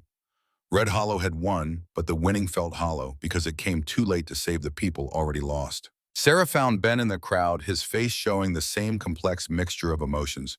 It's over, he said, not a question, a statement of fact that felt unreal despite its truth. The trial will still happen. The other charges need to be addressed. But yes, the main fight is over. So what happens now? Sarah looked at Red Hollow spreading out before her, a town that had learned to live with corruption and now had to learn to live without it. People who'd forgotten how to stand up for themselves and now had to remember. A community that needed rebuilding from the foundation up. Now comes the hard part, making sure what we won actually means something. The trial lasted 3 days, not because the evidence was complicated or the defense had any real arguments, but because justice required due process even when guilt was obvious.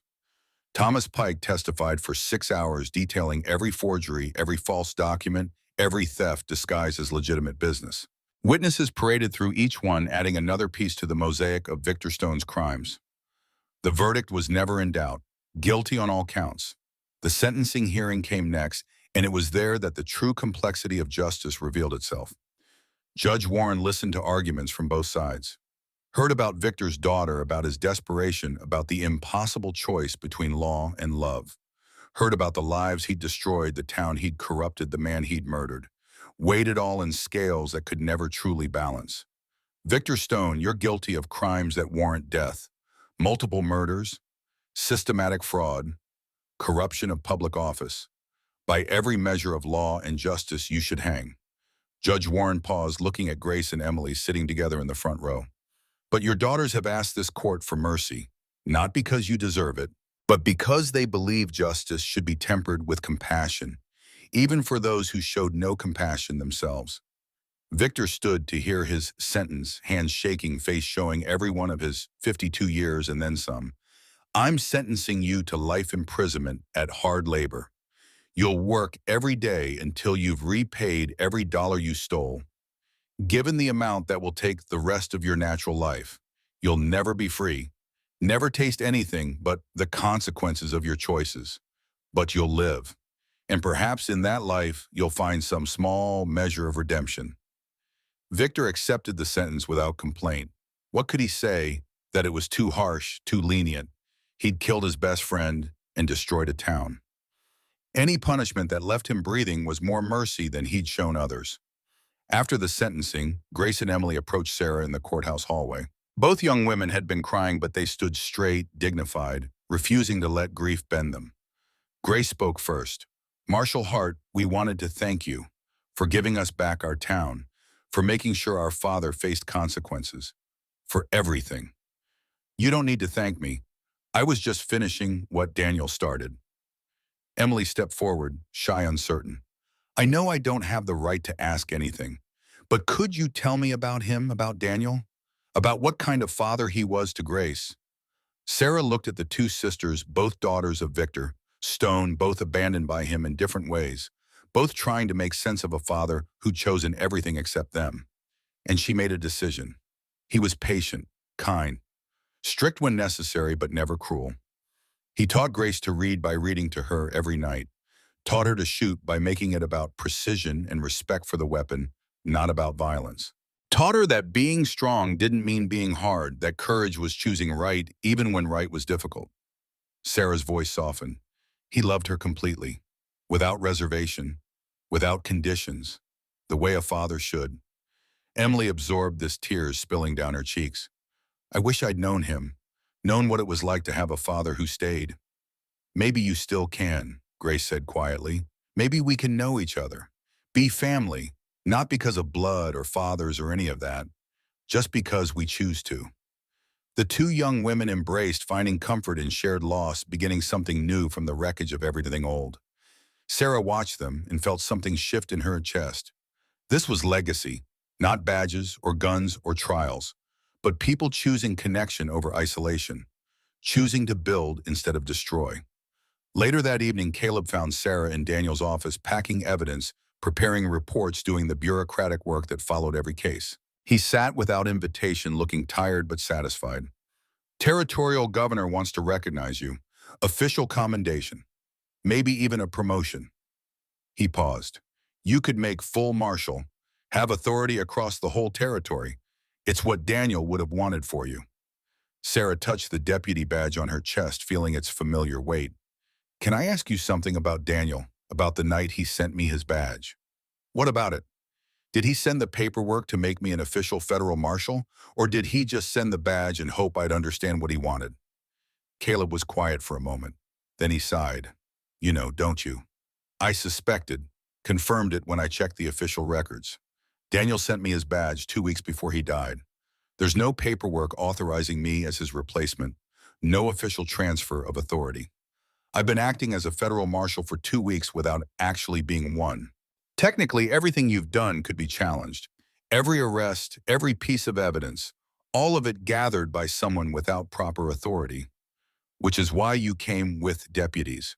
Why you made sure everything we did was witnessed by someone with unquestionable credentials. Sarah smiled slightly. You've been covering for me this whole time. Daniel was my friend too. When he died, I knew something was wrong. Knew the investigation was a sham, but I didn't have cause to intervene, didn't have jurisdiction. Caleb pulled a small box from his coat. Then you showed up. wearing his badge, acting on his legacy, giving me the excuse I needed to come here and finish what he started. He opened the box. Inside lay a new badge, silver and gleaming. Federal Marshal, official authorization from the territorial governor. All the legal standings Sarah had been lacking. This is yours if you want it. Full authority, full backing, the job Daniel trained you for. Sarah stared at this badge, feeling the weight of choice pressing down. This was everything she'd worked toward for 15 years. The culmination of Daniel's training, proof she'd become what he'd believed she could be.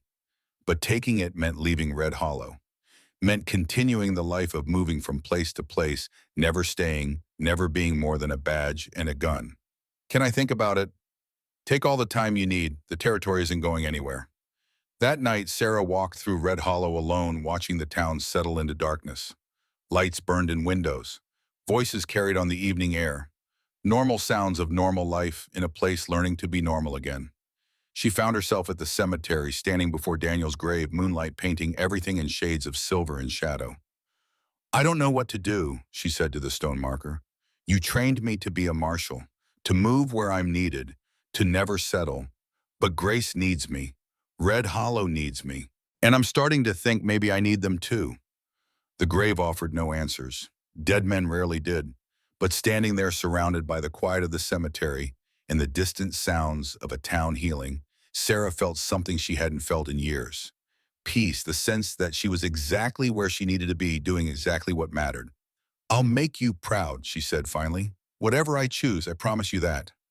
She turned to leave and found Grace standing at the cemetery gate, silhouetted against the town lights. The girl had followed her, quiet as a ghost, respecting her need for solitude, but unable to stay completely away. "You're thinking about leaving," Grace said. "Not a question. I'm thinking about what comes next, what I'm supposed to do now that Victor's in prison and justice is served.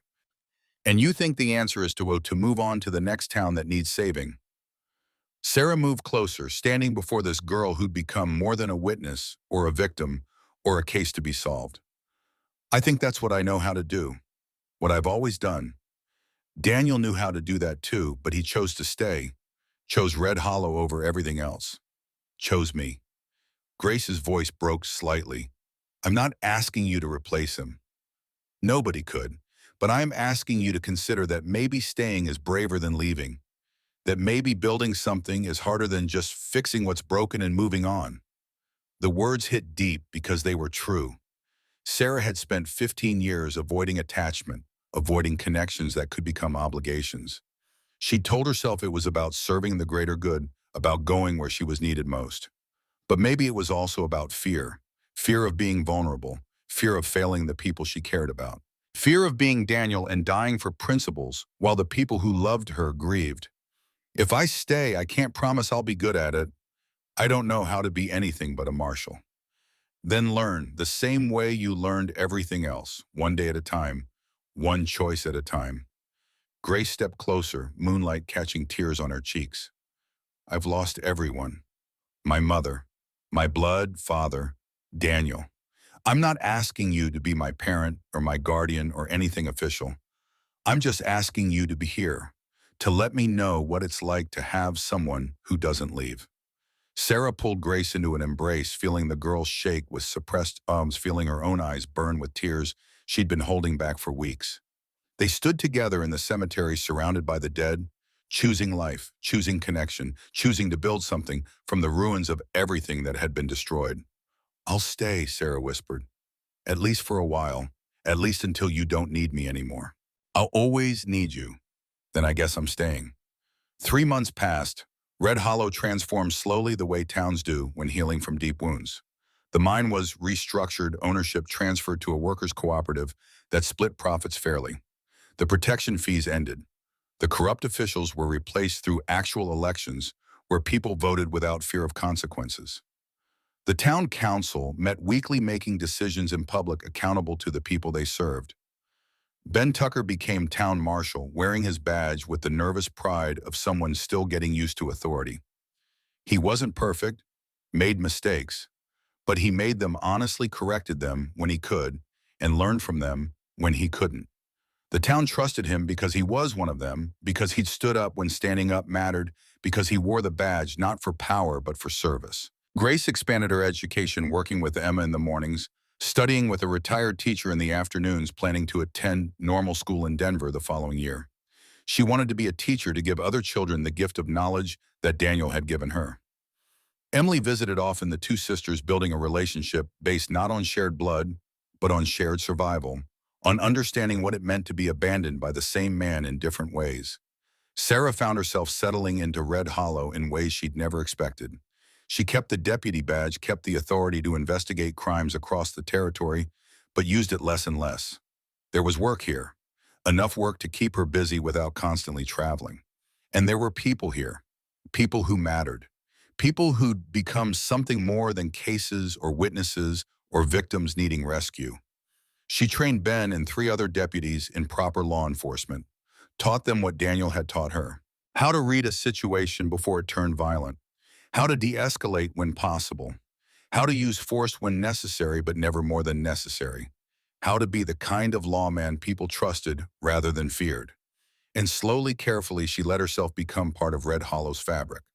Not just the marshal who'd saved them, but Sarah, the woman who played chess with Henry at the saloon, who helped Emma with inventory, who taught Grace to shoot with the same patience Daniel had shown teaching her, who attended town meetings and church services and social gatherings, not because duty required it, but because she wanted to. One evening, 6 months after Victor's sentencing, a writer arrived with a letter from Caleb Morgan. Sarah read it on the porch of the small house she'd rented on the edge of town, watching sunset paint the desert in impossible colors. The letter was brief. Another town needed help. Copper Ridge, north of Red Hollow, suffering under a similar pattern of corruption and fear. The territorial governor was requesting Sarah specifically, offering her the full marshal's badge if she'd take the assignment. Sarah sat with the letter for a long time, feeling the pull of duty, of the life she'd known, of the work she was trained to do. It would be easy to say yes, to mount up and ride north and do what she did best, fix what was broken and move on before the fixing got complicated. But then Grace appeared, returning from her studies, face flushed with excitement about something she'd learned. And Emma called from the street, asking if Sarah wanted to join them for dinner. And Ben rode past, tipping his hat, heading home to his own family, secure in the knowledge that Red Hollow had people watching over it who cared about more than just the law.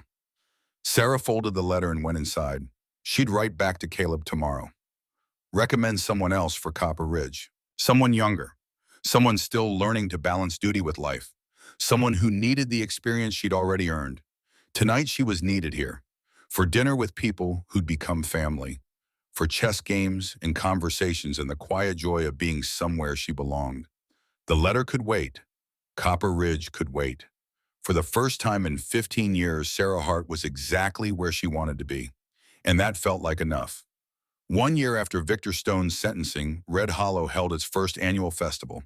Not celebrating what had happened, but marking survival resilience, the choice to keep going despite everything. The main street filled with people, music, food, laughter that sounded genuine rather than desperate. Sarah stood on Daniel's grave now, properly maintained, flowers fresh, the stone polished. She'd come early before the crowds, wanting a moment alone with the man who'd shaped her life more than anyone except her parents.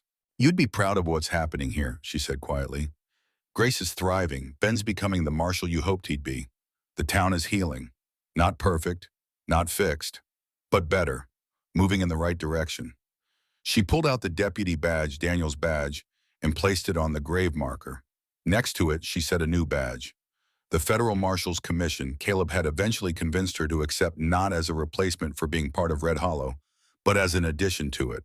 Authority when needed, service when required, but rooted here in this place with these people. I'm staying, she continued, not because I have to, because I choose to. You taught me that duty matters, but you also taught me by example that sometimes duty is staying when leaving would be easier. Building when destroying would be simpler. Loving when loving makes you vulnerable.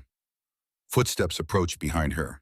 Grace, now 17, taller, more confident, carrying herself with the poise of someone who'd survived tragedy and found strength in it. She placed her own flowers on Daniel's grave, stood beside Sarah in comfortable silence. You know what I remember most about him? Grace said finally. Not the big things, not the dramatic moments, just he was always there, every morning, every evening, present, paying attention, making me feel like I mattered more than anything else in the world. That's what made him a good father, not the title, the showing up. You show up too, every day, for me, for Red Hollow, for everyone who needs you. Grace looked at Sarah. That's what makes you family. Not blood, not duty, just the choice to keep showing up. They stood together as the sun climbed higher, as the town woke fully, as the festival preparations reached their conclusion. In a few hours, Red Hollow would celebrate, would dance and eat, and temporarily forget the pain of the past years, would choose joy despite everything. But for now, in this quiet moment, two women stood before a grave, honoring a man who'd taught them both that legacy isn't what you accomplish. It's what you inspire others to become. It's the ripples that continue long after the stone has sunk beneath the surface. It's the choice to be better than circumstance suggests possible. Sarah took Grace's hand. Together they walked back toward town, toward the festival, toward the future they were building one choice at a time. Behind them, Daniel Reed's grave stood quiet in the morning sun, marked by two badges that represented two different kinds of service, two different ways of honoring the same commitment to justice and mercy, and the stubborn belief that people, even broken people in broken places, deserve better. Red Hollow spread before them, imperfect and healing and alive. Sarah felt the deputy badge heavy on her chest, felt the weight of responsibility and choice and commitment, but she also felt something lighter. Hope, purpose, the knowledge that she was exactly where she needed to be doing exactly what mattered. The festival began. Music filled the air, children laughed, adults relaxed for the first time in years. And in the cemetery on the edge of town, a breeze moved across Daniel Reed's grave, stirring the flowers Grace had placed, catching the badges that gleamed in afternoon light. Justice had been served. Corruption had been defeated. But more importantly, a town had learned to hope again. A community had learned to stand together. And one woman had learned that staying could be braver than leaving, that building could be harder than fighting, that legacy was measured not in victories, but in the lives you chose to touch, the people you chose to love, the places you chose to call home. Sarah Hart had found hers, and she was staying.